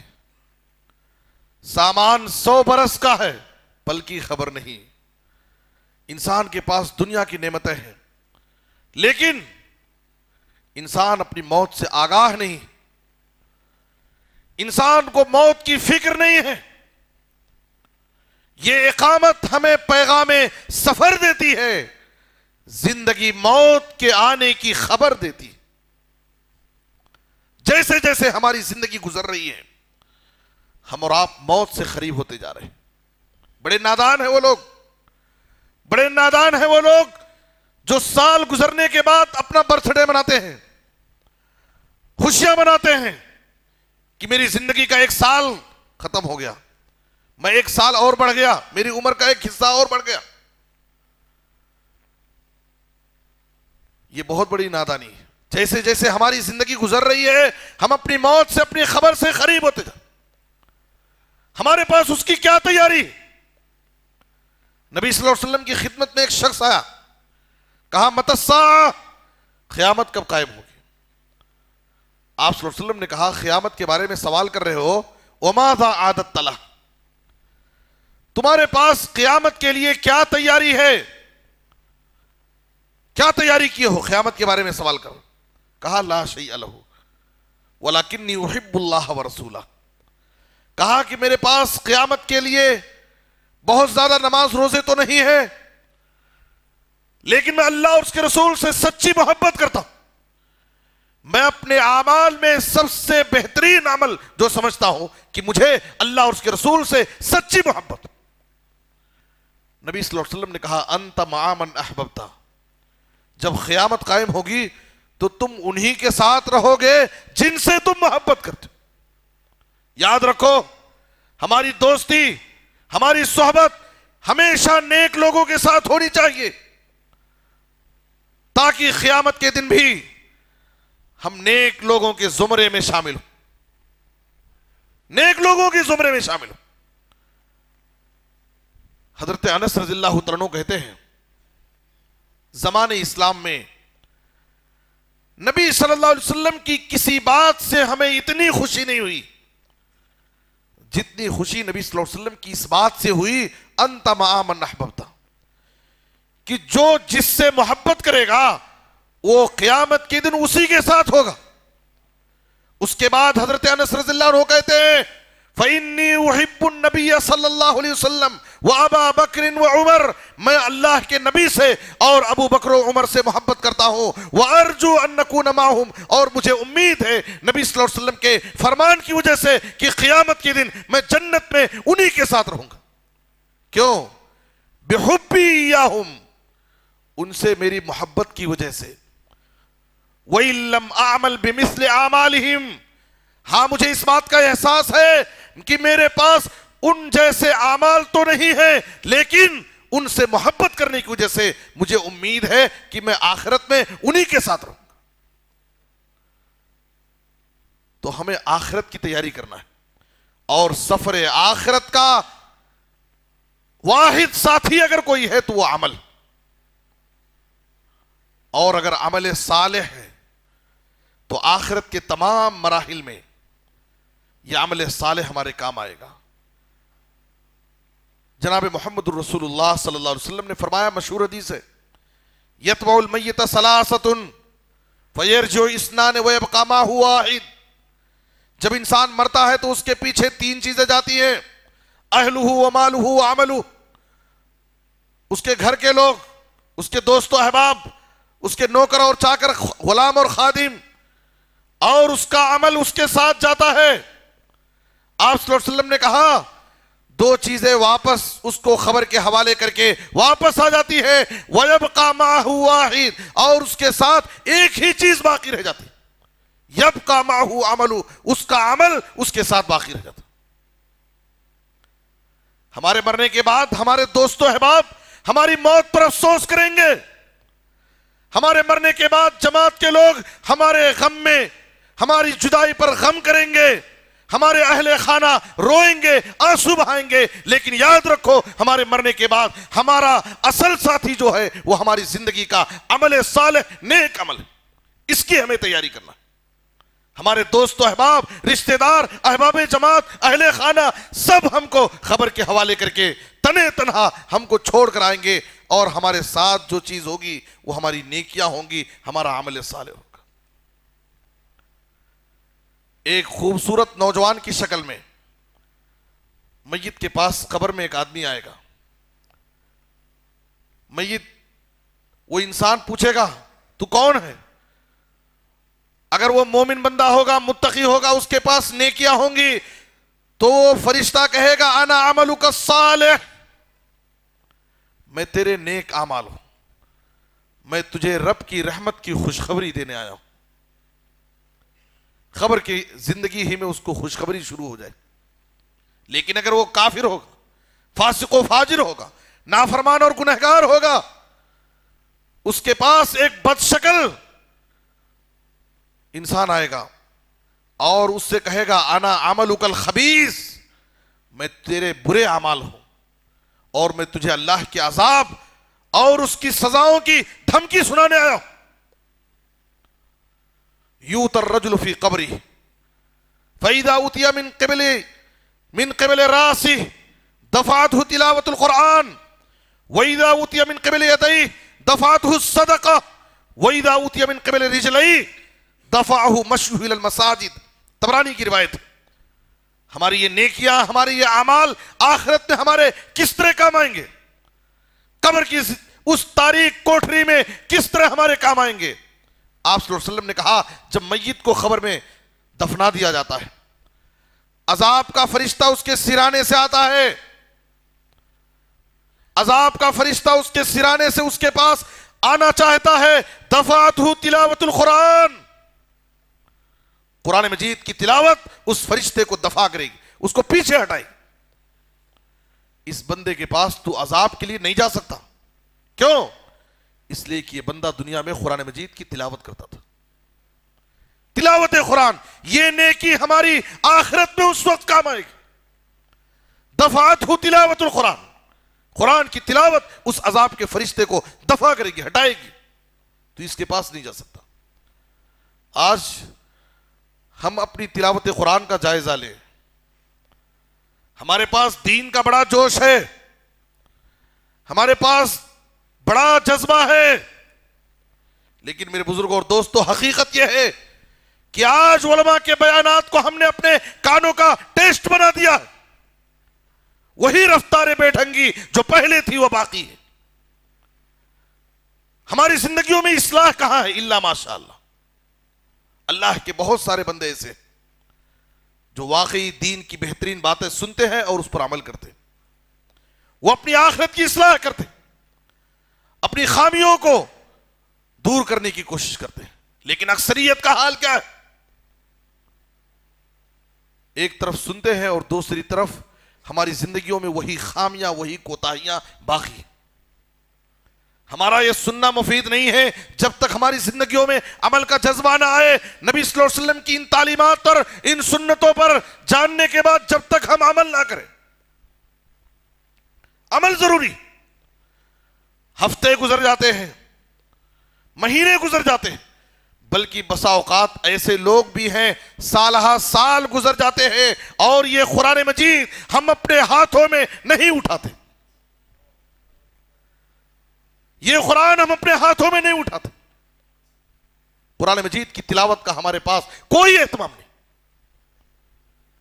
یہ وہ قرآن ہے جس کی تلاوت اس وقت ہمارے کام آئے گی جب قبر کی تاریکی اور تنہائی میں ہم اکیلے ہوں گے، عذاب کا فرشتہ عذاب دینے کے لیے ہمارے قریب آنا چاہے گا۔ دفعتہ تلاوت القرآن، قرآن کی تلاوت اس عذاب کے فرشتے کو ہٹائے گی۔ لیکن آج ہمیں قرآن کی تلاوت کے لیے فرصت نہیں ہے۔ یہ قرآن کی تلاوت قیامت کے دن حشر کے میدان میں اس وقت ہمارے کام آئے گی جب بڑے بڑے پیغمبر سفارش کرنے سے انکار کر دیں گے اور کہیں گے ان ربی قد غضب اليوم غضبا لم یغضب قبلہ ولن یغضب بعدہ مثلہ۔ آج تو میرا رب بہت سخت غصے میں ہے، اتنا غصہ نہ کبھی ہوا تھا نہ آئندہ کبھی ہوگا۔ رب کے اس غضب اور جلال کے سامنے میں اپنے اندر ہمت اور طاقت نہیں پاتا کہ میں تمہارے لیے سفارش کروں۔ مجھے خود اپنی غلطی یاد آتی ہے اور اپنی کسی غلطی کو یاد کر کے وہ سفارش کرنے سے پیچھے ہٹ جائیں گے، دوسروں کی طرف بھیجیں گے۔ نبی صلی اللہ علیہ وسلم نے کیا فرمایا؟ یہ قرآن کی تلاوت ہمارے کام آئے گی قیامت کے دن، روز آخرت۔ اقرأوا القرآن فإنه يأتي يوم القیامة شفیعا لأصحابہ۔ اے لوگوں قرآن پڑھتے رہو، اس لیے کہ قرآن اپنے قاری کے حق میں قیامت کے دن سفارش کرے۔ آج ہمارے پاس تلاوت کے لیے وقت نہیں ہے، اور قرآن مجید کی تلاوت کے لیے اگر ہم تھوڑا بھی وقت دیتے ہیں کتنی نیکیاں ہم کما سکتے ہیں۔ نبی صلی اللہ علیہ وسلم کی مشہور حدیث ہم بارہا سنتے ہیں، ترمذی کی حدیث من قرأ حرفا من کتاب اللہ فلہ بہ حسنہ والحسنۃ بعشر امثالها ولا اقول الف لام میم حرف ولكن الف حرف ولام حرف ومیم حرف۔ ایک حرف قرآن کا پڑھنے پر 10 نیکی ملتی ہے، اور اگر کوئی شخص صرف الف لام میم پڑھتا ہے تو اس کے نام اعمال میں 30 نیکیاں لکھی جاتی ہیں۔ آپ صلی اللہ علیہ وسلم نے وضاحت کی کہ الف لام میم میں 3 حرف ہے، الف ایک حرف، لام دوسرا حرف، میم تیسرا حرف۔ یہ قرآن مجید عام طور پر جو قرآن ہمارے پاس ہے اس کے اندر ایک صفحے میں کل 15 لائن ہوتی ہے، 15 لائن، اور ایک صفحے میں کم سے کم 450 حروف ہوتے ہیں ایک صفحے میں۔ ایک حرف پڑھنے پر ہم کو 10 نیکی، ایک صفحہ اگر ہم نے قرآن مجید کی تلاوت کی تو کم سے کم ہم نے کتنے حروف پڑھے؟ 450 حروف پڑھے۔ اب آپ ضرب لگا کر کے حساب لگائیں کہ ایک حرف پڑھنے پر 10 نیکی، ایک صفحہ پڑھنے سے ہم نے 450 حروف پڑھے تو کتنی نیکی ہم کو مل گئی؟ 4500 نیکی۔ قرآن مجید کا صرف ایک صفحہ پڑھنے پر آپ کو کم سے کم اتنا ملے۔ لیکن آج ہمارے پاس قرآن مجید کی تلاوت کے لیے فرصت نہیں۔ قبر کی اس تاریکی اور تنہائی میں جہاں ہمارے اہل و عیال نہیں ہوں گے، ہمارے بیوی بچے نہیں ہوں گے، ہمارے عزیز و اقارب نہیں ہوں گے، ہمارے دوست و احباب نہیں ہوں گے، وہاں ہماری نیکیاں ہوں گی۔ یہ نیکیاں ہمیں اللہ کے عذاب سے بچائیں گی۔ دفعتہ تلاوت القرآن، قرآن کی تلاوت اس عذاب کے فرشتے کو دفع کرے گی۔ وَإِذَا أُوتِيَ مِن قِبَلِ يَدَيْهِ دَفَعَتْهُ الصَّدَقَةُ۔ عذاب کا فرشتہ اس کے سامنے سے آنا چاہے گا، صدقہ اور خیرات اس فرشتے کو دفاع ہٹائیں گے۔ وَإِذَا أُوتِيَ مِن قِبَلِ رِجْلَيْهِ دَفَعَهُ مَشْيُهُ إِلَى الْمَسَاجِدِ، پیر کی طرف سے عذاب کا فرشتہ آنا چاہے گا اس میت کے پاس، مسجدوں کی طرف جو وہ چل کر کے جاتا تھا، قدم بڑھاتا تھا، اس کا مسجدوں کی طرف اللہ کی عبادت کے لیے، نمازوں کے لیے چل کر کے جانا، یہ نیکی اس عذاب کے فرشتے کو ہٹائے گی اور اس کو اس کے قریب نہیں آنے دے۔ یہ عمل صالح، یہ نیکیاں قبر میں ہمارے ساتھی ہوں گی۔ اس قبر کی تاریکی اور تنہائی کے لیے ہمیں فکر کرنے کی ضرورت ہے، عمل صالح کا توشہ اختیار کرنے کی ضرورت ہے اور تیاری کی ضرورت ہے۔ آج ہمارے پاس عمل کا جذبہ بہت کم ہے، عمل کے میدان میں ہم بہت پیچھے ہیں۔ حشر کا میدان ہوگا، اللہ تعالیٰ کی عدالت ہوگی، وَجَاءَ رَبُّكَ وَالْمَلَكُ صَفًّا صَفًّا، رب کے غضب اور جلال کے سامنے، وَلَا يَتَكَلَّمُ يَوْمَئِذٍ إِلَّا الرُّسُلُ وَدَعْوَى الرُّسُلُ رَبِّ سَلِّمْ سَلِّمْ، پیغمبروں کو، بڑے بڑے نبیوں اور رسولوں کو زبان کھولنے کی، بات کرنے کی ہمت نہیں ہوگی۔ پیغمبر بھی اس دن کی سلامتی کے لیے اللہ سے دعائیں مانگ رہے ہوں گے، ربی سلم سلم۔ دنیا میں مالدار تھے،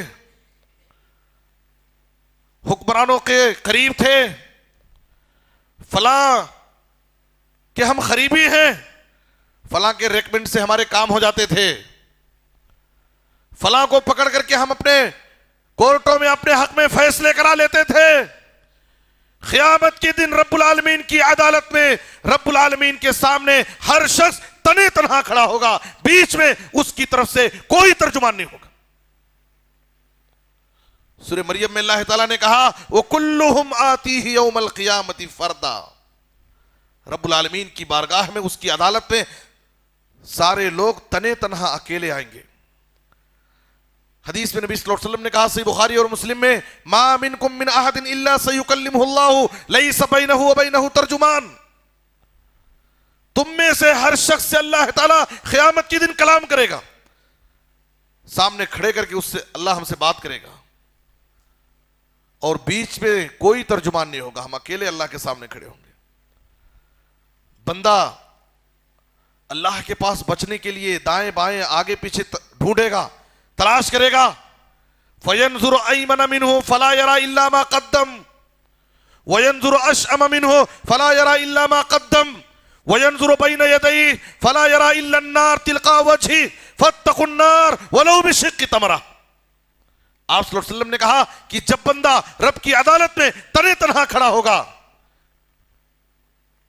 سیدھے طرف دیکھے گا تو اس کی زندگی کے اعمال اسے نظر آ رہے ہوں گے، بائیں طرف دیکھے گا تو اس کے اعمال اس کو نظر آئیں گے، سامنے نظر ڈالے گا تو جہنم کی دہکتی ہوئی آگ ہوگی۔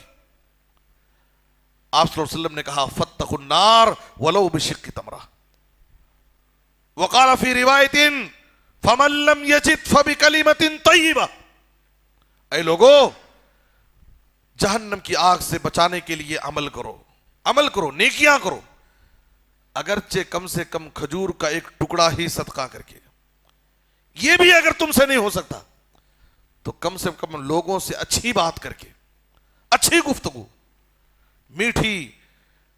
میٹھے بول تم لوگوں سے بول کر کے نیکیاں کماؤ، اور اپنے آپ کو اس جہنم کی آگ سے بچانے کی فکر کرو۔ رب کے سامنے بندہ کھڑا ہوگا، اللہ رب العالمین بندے سے سوال کرے گا۔ حدیث میں نبی صلی اللہ علیہ وسلم نے کہا لا تزول قدم ابن آدم یوم القیامہ من عند ربه حتى يسأل عن خمس، عن عمره فيما افناه وعن شبابه فيما ابلاه وعن ماله من اين اكتسبه وفيما انفقه وماذا عمل فيما علم۔ ہر انسان کو ان سوالوں کے جواب کی تیاری کرنا ہے، ہر انسان کو، اس لیے کہ ہر ایک کو رب کے سامنے کھڑے ہونا۔ صرف رب کے سامنے مجھے ایک دن زندہ کر کے کھڑا کیا جائے گا، یہ ایک ایسا تصور ہے جو انسان کی زندگی کو بدلنے کے لیے کافی۔ انسان اپنے دل میں یہ تصور پیدا کر لے، اس بات کو بٹھا لے کہ ایک دن میں مر جاؤں گا، مرنے کے بعد دوبارہ مجھے زندہ کیا جائے گا اور مجھے رب کے سامنے تنے تنہا کھڑا ہونا ہے اور میری زندگی بھر کے ایک ایک عمل کا مجھے حساب دینا ہے۔ یہ تصور آ جائے تو انسان کی زندگی کو بدلنے کے لیے کافی۔ وہ اپنی نظروں سے کبھی خیانت نہیں کرے گا، وہ اپنے کانوں سے کوئی غلط چیز نہیں سنے گا، وہ اپنے ہاتھوں سے کسی پر ظلم نہیں کرے گا، وہ اپنے قدم برائی کی طرف کبھی بڑھنے نہیں دے گا، اس لیے کہ اسے اندازہ ہے، اسے یقین ہے کہ ایک دن مجھے رب کے سامنے تنے تنہا کھڑا ہونا ہے۔ اور سورۃ النازعات کے آخر میں اللہ تعالیٰ نے ایسے مومن بندوں کے لیے بشارت سنائی، وَأَمَّا مَنْ خَافَ مَقَامَ رَبِّ وَنَهَى النَّفْسَ عَنِ الْهَوَىٰ فَإِنَّ الْجَنَّةَ هِيَ الْمَأْوَىٰ۔ سورہ رحمان میں اللہ نے کہا وَلِمَنْ خَافَ مَقَامَ رَبِّ جَنَّتَانِ، رب کے سامنے کھڑے ہونے سے ڈرنے والوں کے لیے جنت کی بشارت ہے۔ ہر ابن آدم سے 5 سوالات ہوں گے، جب تک ان 5 سوالوں کے جواب وہ نہیں دے دے گا وہ رب کے سامنے سے آگے نہیں بڑھ سکتا۔ اس کی پوری زندگی کے بارے میں سوال ہوگا، اور اس کی زندگی کا جو سب سے قیمتی دور ہے جوانی کی زندگی کے بارے میں خصوصی سوال ہوگا۔ مال کے بارے میں 2 سوال ہوگا، من این اکتسبہ وفیما انفقہ، مال کہاں سے کمائے اور کہاں خرچ کیے، دونوں کی فکر کرنا ہے۔ ہمارا کمایا ہوا مال ہم اپنی مرضی سے جیسے چاہیں جہاں چاہیں خرچ نہیں کر سکتے۔ ہم یہ نہ سوچیں کہ یہ میرا کمایا ہوا مال ہے، میں محنت سے کمایا ہوں، جیسے چاہوں جہاں چاہوں خرچ کروں، اجازت نہیں ہے ہمیں۔ کہاں سے کمائے کہاں خرچ کیے دونوں کی فکر کرنا ہے، دونوں کے بارے میں سوال ہوگا۔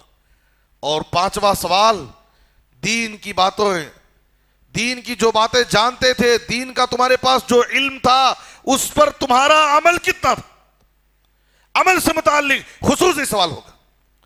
یہ گھڑی محشر کی ہے، تو عرصے محشر میں ہے، پیش کر غافل عمل کوئی اگر دفتر میں ہے۔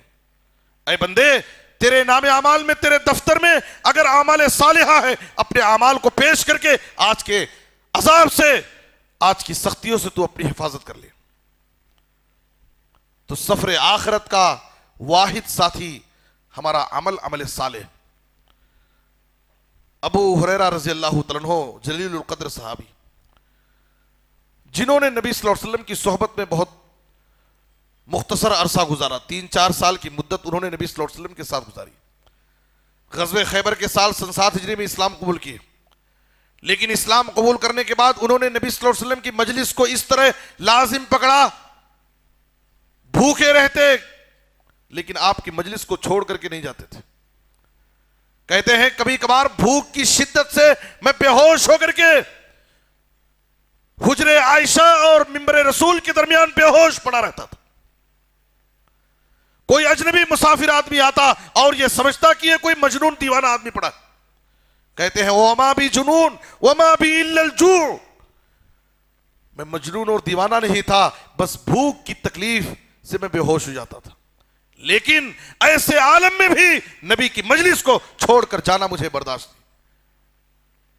آپ صلی اللہ علیہ وسلم کی حدیثوں کو سنتا تھا، آپ سے حدیث کا علم سیکھتا تھا، اسی لیے نبی صلی اللہ علیہ وسلم نے ان کی حوصلہ افزائی کرتے ہوئے کہا، جب انہوں نے سوال کیا من اسعد الناس بشفاعتک یوم القیامہ، یا رسول اللہ، اے اللہ کے رسول، قیامت کے دن آپ کی سفارش کا حقدار، سعادت مند، خوش نصیب کون ہوگا؟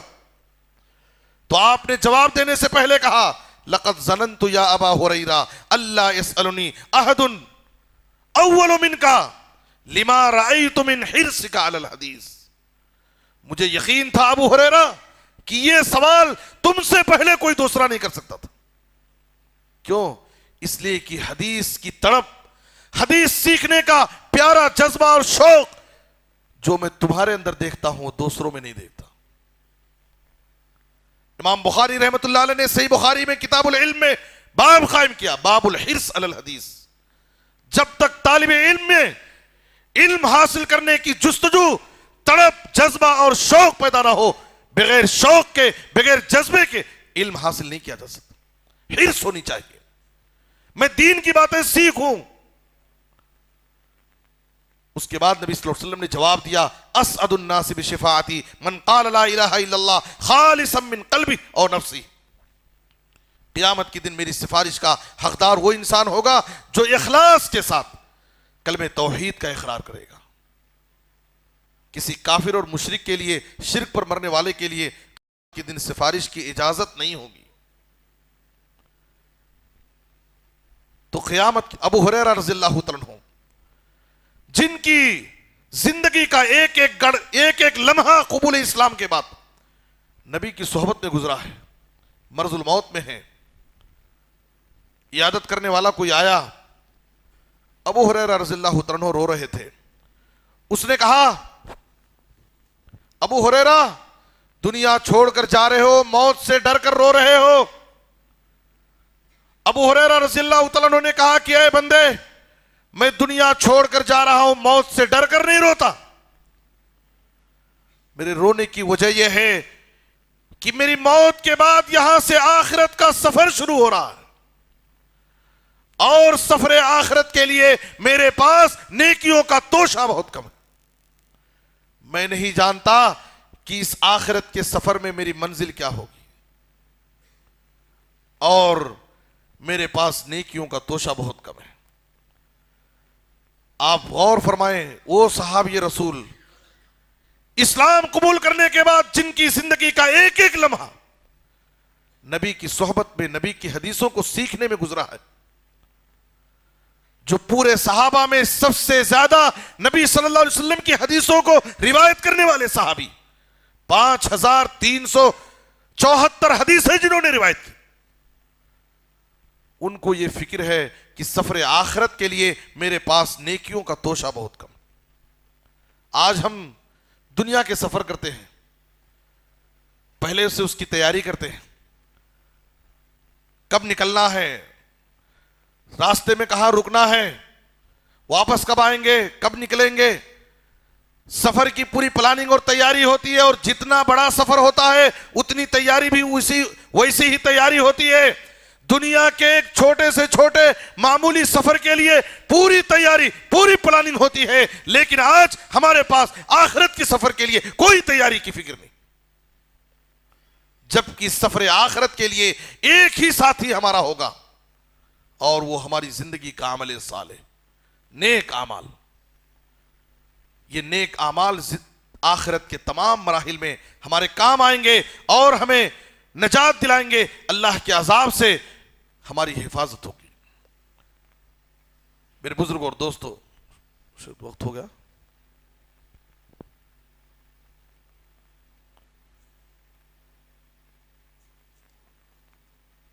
اور یاد رکھیں آپ صلی اللہ علیہ وسلم نے فرمایا من بطأ به عمله لم يسرع به نسبه۔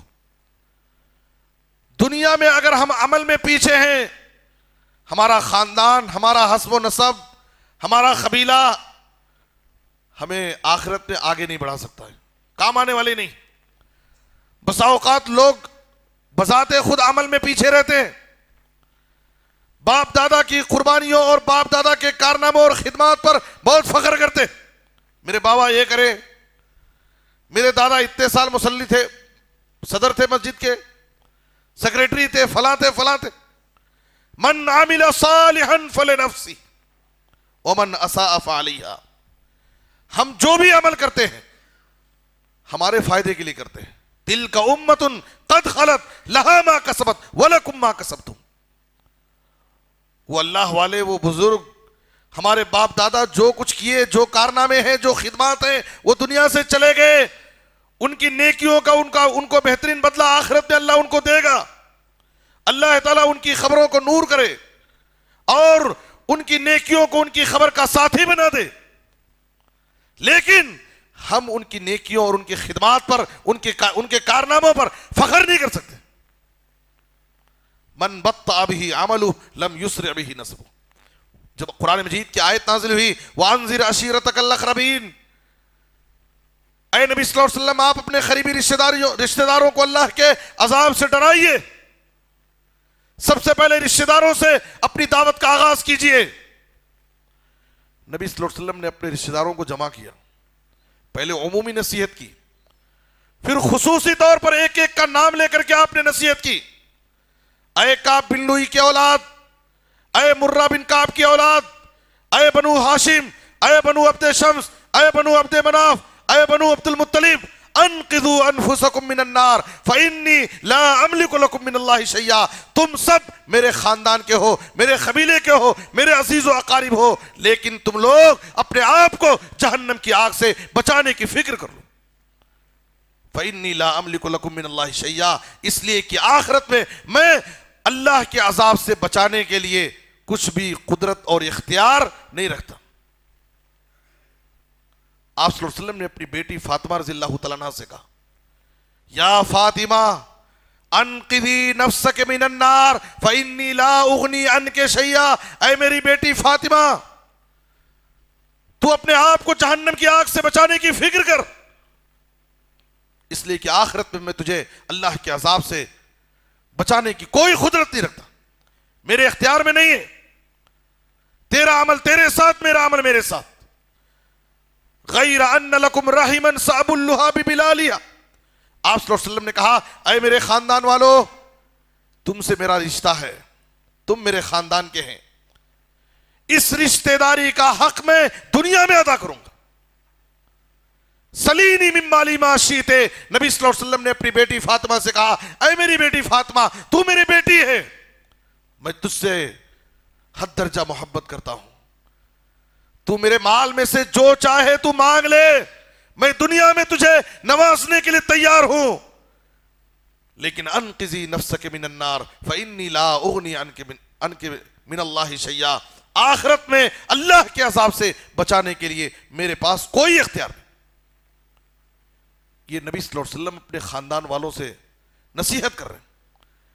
اس لیے قرآن میں اللہ نے کیا فرمایا، جو بھی ہم عمل صالح کرتے ہیں، نیک عمل کرتے ہیں، ہماری نیکیوں کا، ہمارے عمل کا فائدہ ہم کو ہوگا. ہمارے باپ دادا عمل کرے، ہمارے خاندان والے عمل کیے اور ہم عمل کے میدان میں پیچھے رہے، من بطأ بہ عملہ لم یسرع بہ نسبہ. عمل میں اگر ہم پیچھے رہیں گے، ہمارا حسب و نسب ہم کو آگے نہیں لے جا سکتا.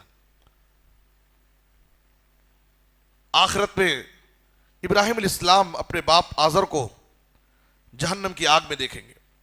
اللہ سے کہیں گے کہ اللہ، میں نے وعدہ کیا، میں نے دعا کی تھی تجھ سے، وَلَا تُخْزِنِي يَوْمَ يُبْعَثُونَ يَوْمَ لَا يَنْفَعُ مَالٌ وَلَا بَنُونَ إِلَّا مَنْ أَتَى اللَّهَ بِقَلْبٍ سَلِيمٍ. تو نے مجھ سے وعدہ کیا تھا کہ میں آخرت کی رسوائی سے تجھے بچاؤں گا. میرے لیے اس سے بڑی رسوائی اور کیا ہوگی کہ میرا باپ تیری رحمت سے محروم ہے اور جہنم کی آگ میں. اللہ تعالیٰ ابراہیم علیہ السلام سے کہے گا، ہاں میں نے یہ وعدہ کیا تھا، لیکن میرا وعدہ یہ ہے، میرا وعدہ یہ بھی ہے، فَإِنِّي حَرَّمْتُ الْجَنَّةَ عَلَى الْكَافِرِينَ. میں نے اپنی جنت کو کافروں پر حرام کر دیا. کفر اور شرک پر مرنے والا انسان جنت میں کبھی داخل نہیں ہو سکتا. میرا یہ بھی وعدہ ہے. بڑے بڑے انبیاء حسب و نسب کی بنیاد پر نبی کے گھرانے کے ہیں، نبی کے خاندان کے ہیں، نبی کے قریبی، لیکن یہ حسب و نسب، یہ رشتہ داری آخرت میں کام آنے والی نہیں. ہمارا عمل ہمارے ساتھ، جو بھی ہم نیک عمل کرتے ہیں. میرے بزرگ اور دوستو، نبی صلی اللہ علیہ وسلم اور صحابہ کرام کی زندگیوں میں عمل کا کیا جذبہ تھا اور کس طریقے سے وہ عمل کے میدان میں ہمیشہ آگے ہی رہتے تھے. آج ہم بھی اپنے کانوں سے قرآن کی آیتیں سنتے ہیں، نبی صلی اللہ علیہ وسلم کی احادیث بارہا سنتے ہیں،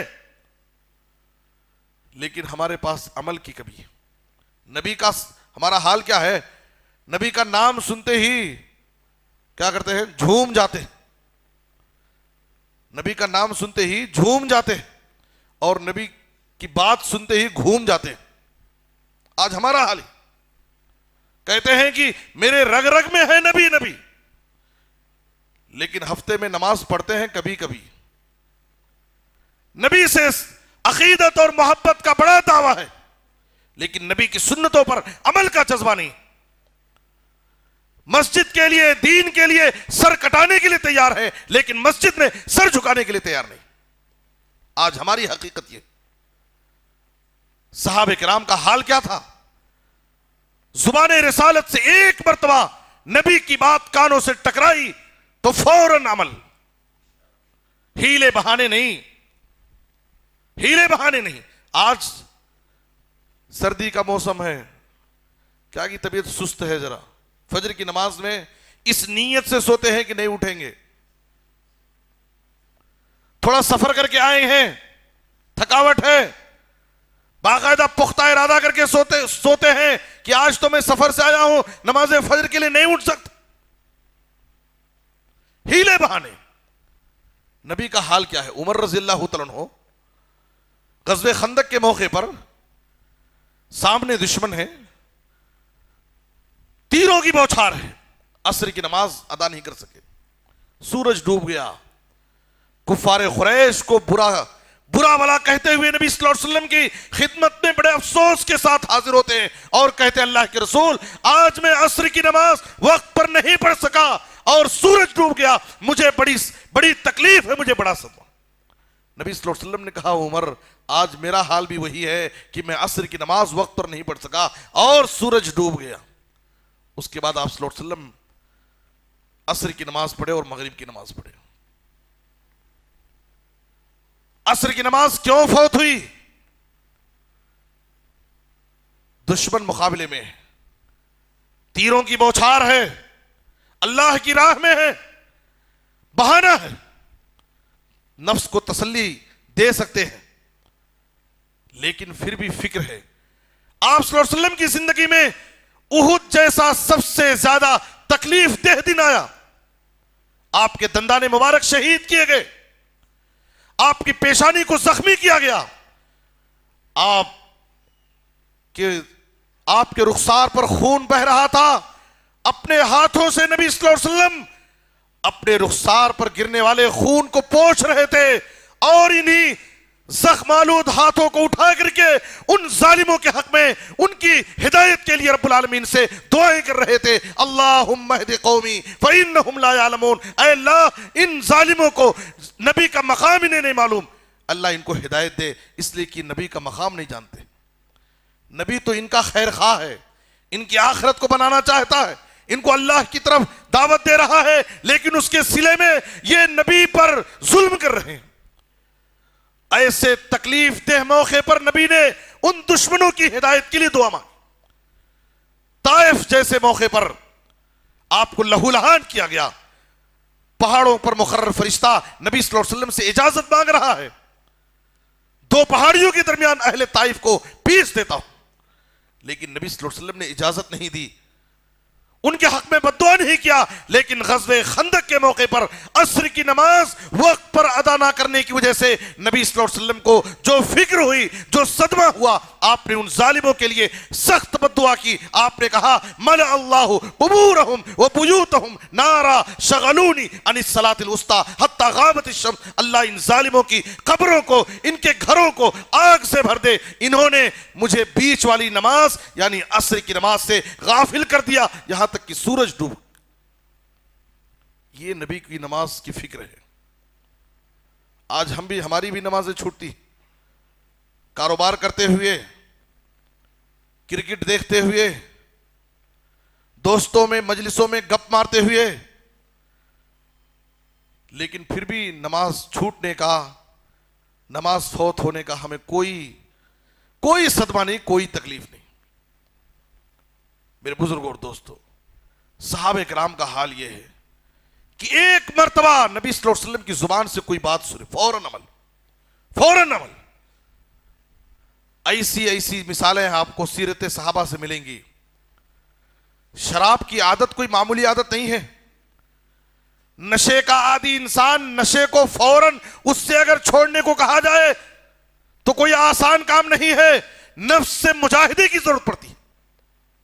لیکن حضرت انس رضی اللہ تعالیٰ عنہ کہتے ہیں کہ میں ابو عبیدہ رضی اللہ تعالیٰ عنہ، ابو طلحہ رضی اللہ تعالیٰ عنہ، ابی بن کعب رضی اللہ عنہ کو شراب پلا رہا تھا. ابھی شراب حرام نہیں ہوئی تھی. مدینہ کی گلیوں میں ایک منادی اعلان کر رہا تھا الا ان الخمر قد حرمت، آج سے شراب حرام کی جا رہی ہے. ابو طلحہ کہتے ہیں انس رضی اللہ عنہ سے یا انس قم فاحرقها، انس شراب کے گھڑے کو جا کر توڑ دو. ایک روایت میں کہا قم یا انس الی ہذہ الجرہ فاکسرھا، اور دوسری روایت میں ہے کہا قم فاحرقھا، مٹکے میں جو بھی شراب ہے اسے اڑیل دو یا مٹکے ہی کو توڑ دو۔ فوراً عمل کیا۔ نبی صلی اللہ علیہ وسلم ممبر پر ہیں، آپ نے کہا اجلسو، ابو داؤد کی حدیث، بیٹھ جاؤ۔ کس کو کہہ رہے ہیں؟ کسی کو پتا نہیں۔ عبداللہ بن مسعود رضی اللہ عنہ ابھی مسجد میں آ رہے تھے، دروازے مسجد کے گیٹ پر پہنچے تھے، نبی کے کانوں سے آواز، نبی کی آواز کانوں سے ٹکرائی کہ آپ صلی اللہ علیہ وسلم کہہ رہے ہیں بیٹھ جاؤ، وہاں بیٹھ گئے، گیٹ پر ہی بیٹھ گئے، ایک قدم آگے بھی نہیں پیچھے بھی نہیں، اس لیے کہ نبی صلی اللہ علیہ وسلم کہہ رہے ہیں بیٹھ جاؤ۔ کس سے کہہ رہے ہیں وہ نہیں معلوم۔ نبی صلی اللہ علیہ وسلم کی سنتوں پر، آپ کی حدیثوں پر عمل کا یہ مثالی جذبہ صحابہ کرام کے اندر تھا۔ بہت ساری مثالیں، خواتین کے لیے ایک مثال بیان کر کے میں اپنی بات ختم کرتا ہوں۔ صحیح مسلم میں ہے، کتاب الایمان میں، ام حبیبہ رضی اللہ تعالیٰ عنہا، ام المومنین، فرماتی ہیں میں نے نبی صلی اللہ علیہ وسلم سے ایک حدیث سنی، ما من عبد مسلم يصلي لله كل يوم 12 ركعة تطوعا غير فريضة الا بنى الله له بيتا في الجنة۔ کوئی بھی مسلمان بندہ اگر ہر دن پابندی سے، ہر دن اللہ کے لیے، دیکھیے یہ سب شرائط ہے، کوئی بھی مسلمان بندہ ہر دن اللہ کے لیے اگر سنن موقدہ، جو فرض نمازوں سے پہلے اور بعد میں، جن کی کل تعداد 12 رکعت ہے، ظہر سے پہلے 4 رکعت، ظہر کے بعد 2 رکعت، مغرب کے بعد 2 رکعت، عشاء کے بعد 2 رکعت، اور فجر سے پہلے 2 رکعت، 12 رکعت جن کو سنن موقدہ کہا جاتا ہے۔ کہا کہ جو ان سنتوں کی پابندی کرے گا ہر دن اللہ کے لیے، بن اللہ لہ بیتا فی الجنہ، اللہ اس کے لیے جنت میں گھر بنائے گا۔ ام حبیبہ رضی اللہ تعالیٰ عنہ کہتی ہیں میں نے نبی صلی اللہ علیہ وسلم سے یہ حدیث سنی، اپنی زندگی کا ریکارڈ پیش کرتی، فما ترکتہن منذ سمعتہن من رسول اللہ صلی اللہ علیہ وسلم، جس دن سے میں نے رسول اللہ صلی اللہ علیہ وسلم سے یہ حدیث سنی، اپنی زندگی میں کبھی ان حدیثوں کو نہیں چھوڑا، ان سنتوں کو میں نے نہیں چھوڑا، پوری زندگی میں نے ان سنتوں کو ادا کیا۔ آج لوگ ہمارے اوپر اعتراض کرتے ہیں کہ ہمارے پاس سنتوں اور نفلوں کا اہتمام نہیں ہوتا ہماری مسجدوں میں، فرض پڑے کہ مسجد خالی ہو جاتی، وہی بیچارے چند گنے چنے لوگ ہیں جو سنتوں اور نفلوں کی پابندی کرتے ہیں۔ آج ہم پر یہ اعتراض ہے، اور بہت حد تک یہ حقیقت ہے کہ آج ہمارے پاس سنن و نوافل کی پابندی نہیں، ذکر و اذکار کا نمازوں کے بعد جو اہتمام ہونا چاہیے نہیں۔ ہم تو وقت دیکھ کر کے، جماعت کا وقت دیکھ کر کے مسجد میں داخل ہوتے ہیں، اور سلام پھیرنے کے ساتھ ہم مسجد سے باہر چلے جاتے ہیں۔ میرے بزرگوں اور دوستو، پوری زندگی کا ریکارڈ ام حبیبہ رضی اللہ تعالیٰ عنہ، جس دن سے میں نے نبی صلی اللہ علیہ وسلم سے یہ حدیث سنی، اپنی زندگی میں ان سنتوں کو میں نے کبھی نہیں چھوڑا، کبھی نہیں چھوڑا۔ آپ صلی اللہ علیہ وسلم نے اپنے داماد حضرت علی کو، فاطمہ رضی اللہ تعالیٰ عنہ کو، بیٹی کو ایک ذکر سکھایا سونے کے وقت، اذا اخذتما مضاجعکما فسبحا 33 واحمدا 33 وکبرا 34 فهو خیر لکما من خادم۔ بیٹی فاطمہ رضی اللہ تعالیٰ عنہ شکایت لے کر کے آئی ہیں، چکی چلا چلا کر کے ہاتھوں میں چھالے پڑ جا رہے، کندھے پر مشکیزیں ڈھو کر کے کندھوں پر نشان پڑ گئے ہیں۔ آپ اپنی بیٹی فاطمہ رضی اللہ تعالیٰ عنہ سے حد درجہ محبت کرتے تھے۔ فاطمہ بضعۃ منی، فاطمہ تو میرے جسم کا ایک حصہ ہے، میرے جسم کا ایک ٹکڑا ہے، جو چیز فاطمہ کو تکلیف دے گی وہ مجھے تکلیف دے گی۔ آپ سفر سے آتے، جنگ سے آتے، پہلے آپ صلی اللہ علیہ وسلم بیٹی فاطمہ رضی اللہ عنہ کو بلاتے اور لاڈ اور پیار کرتے تھے۔ ایسی بیٹی فاطمہ رضی اللہ تعالیٰ عنہ کے لیے گھر کے کاموں کو آسان کرنے کے لیے ایک غلام، ایک خادم کا انتظام کرنا آپ کے لیے کوئی مشکل نہیں تھا، لیکن نبی صلی اللہ علیہ وسلم نے خادم اور غلام کا انتظام نہیں کیا، بلکہ اپنی بیٹی کی تربیت کرتے ہوئے ان کو ذکر سکھایا اور کہا کہ جب رات میں سونے کے لیے جاؤ تو 33 مرتبہ سبحان اللہ، 33 مرتبہ الحمدللہ اور 34 مرتبہ اللہ اکبر پڑھ کر سویا کرو۔ فَهُوَ خَيْرٌ لَكُمَا مِنْ خادم، خادم سے بہتر ہے تمہارے لیے۔ ایک خادم تمہارے کاموں کو جتنا آسان کر سکتا ہے، ان تسبیحات کو، ان اذکار کو پڑھنے سے اس سے زیادہ اللہ تعالیٰ تمہارے کاموں میں آسانی پیدا کرے۔ حضرت علی رضی اللہ تعالیٰ عنہ کیا فرماتے ہیں؟ فَمَا تَرَكْتُهُ مُنْذُ سَمِعْتُهُ مِنَ النَّبِيِّ صلی اللہ علیہ وسلم، جس دن نبی صلی اللہ علیہ وسلم نے ہمیں یہ نصیحت کی، اس دن کے بعد سے میں رات میں سونے کے وقت کبھی بھی یہ تسبیحات نہیں چھوڑا۔ ہمیشہ پوری زندگی رات میں سونے کے وقت یہ تسبیحات پڑھ کر کے میں سوتا تھا۔ کیوں؟ نبی صلی اللہ علیہ وسلم کی حدیث، آپ کی حدیث پر عمل کرنے کا شوق۔ کہنے والے نے کہا وَلَا لَيْلَةَ صِفِّينَ، صفین کی رات جب آپ جنگ کا ایک بڑا نازک موقع تھا، کیا ویسی نازک رات میں بھی آپ یہ تسبیحات نہیں چھوڑے تھے؟ کہا وَلَا لَيْلَةَ صِفِّينَ، ہاں صفین کی رات میں بھی میں نے یہ اذکار، یہ تسبیحات پڑھے تھے۔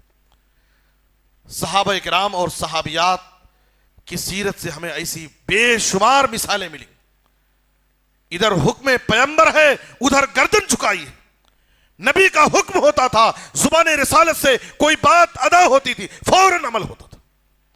آج ہمارا حال بھی یہ ہے کہ ہم بھی حدیثیں سنتے ہیں، نبی کی سنتوں کو جانتے ہیں، لیکن وہی رفتار بے ڈھنگی جو پہلے تھی وہ باقی تھی۔ اللہ سے دعا کریں کہ اللہ تعالیٰ واقعی ہمارے دلوں میں عمل صالح، نیک اعمال کا جذبہ پیدا فرمائے، اور ہمیں اپنی زندگی میں عمل صالح، احسن عمل انجام دینے کی توفیق عطا فرمائے۔ اللہ تعالیٰ ہمیں مقصد زندگی کو سمجھ کر آخرت کی فکر کے ساتھ اس زندگی کو گزارنے کی توفیق عطا فرمائے۔ اے اللہ، ہماری اس نشست کو، اس بیٹھک کو، جو ہم نے آج کی اس نشست میں باتیں سنی ہیں قرآن اور حدیث کی، اے اللہ تو ہمیں ان پر عمل کرنے کی توفیق عطا فرمائے۔ ہم اس نشست کو ہم سب کی اصلاح اور آخرت میں ہماری نجات کا ذریعہ بنا دے۔ اے اللہ، جو بھی پریشان حال ہیں ان کی پریشانیوں کو دور فرما، جو مقروض ہیں انہیں ادائیگی قرض کی کوئی آسان سبیل پیدا فرما۔ اے اللہ، پورے عالم میں اسلام اور مسلمانوں کو عزت، ترقی اور غلبہ نصیب فرما۔ اے اللہ، ہر جگہ مظلوم مسلمانوں کی حفاظت فرما، ان کی غیبی مدد فرما۔ جب تک ہمیں زندہ رکھ، کتاب و سنت پر عمل کرنے کی توفیق دے۔ خاتمہ ہو تو خاتمہ بالخیر، کلمہ توحید پر وفات دے۔ آمین، تقبل یا رب العالمین۔ وصلی اللہ علی نبینا محمد وآلہ وصحبہ اجمعین۔ والسلام علیکم ورحمۃ اللہ وبرکاتہ۔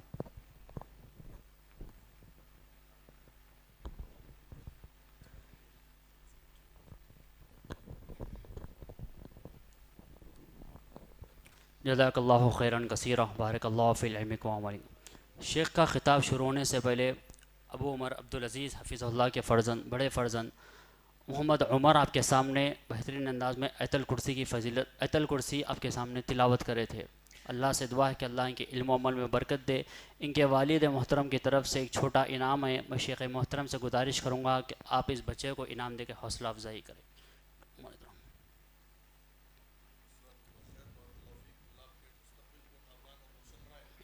آمین آمین آمین آمین۔ بسا اوقات کیا ہے، بچوں کی چھوٹی سی حوصلہ افزائی سے بچوں کی زندگیوں میں نکھار آ جاتا ہے۔ امام ذہبی رحمۃ اللہ علیہ کو جو ذہبی بنایا، وقت کا ایک بڑا محدث، تو ان کے استاذ نے ایک مرتبہ ان کی رائٹنگ دیکھ کر کے کہا خطک کا خط المحدثین، تمہاری رائٹنگ تو ایک محدث کی طرح ہے۔ وہاں سے ان کے دل میں جذبہ پیدا ہوا کہ میں بھی محدث بنوں گا، اور وقت کے ایک بڑے محدث ہو گئے۔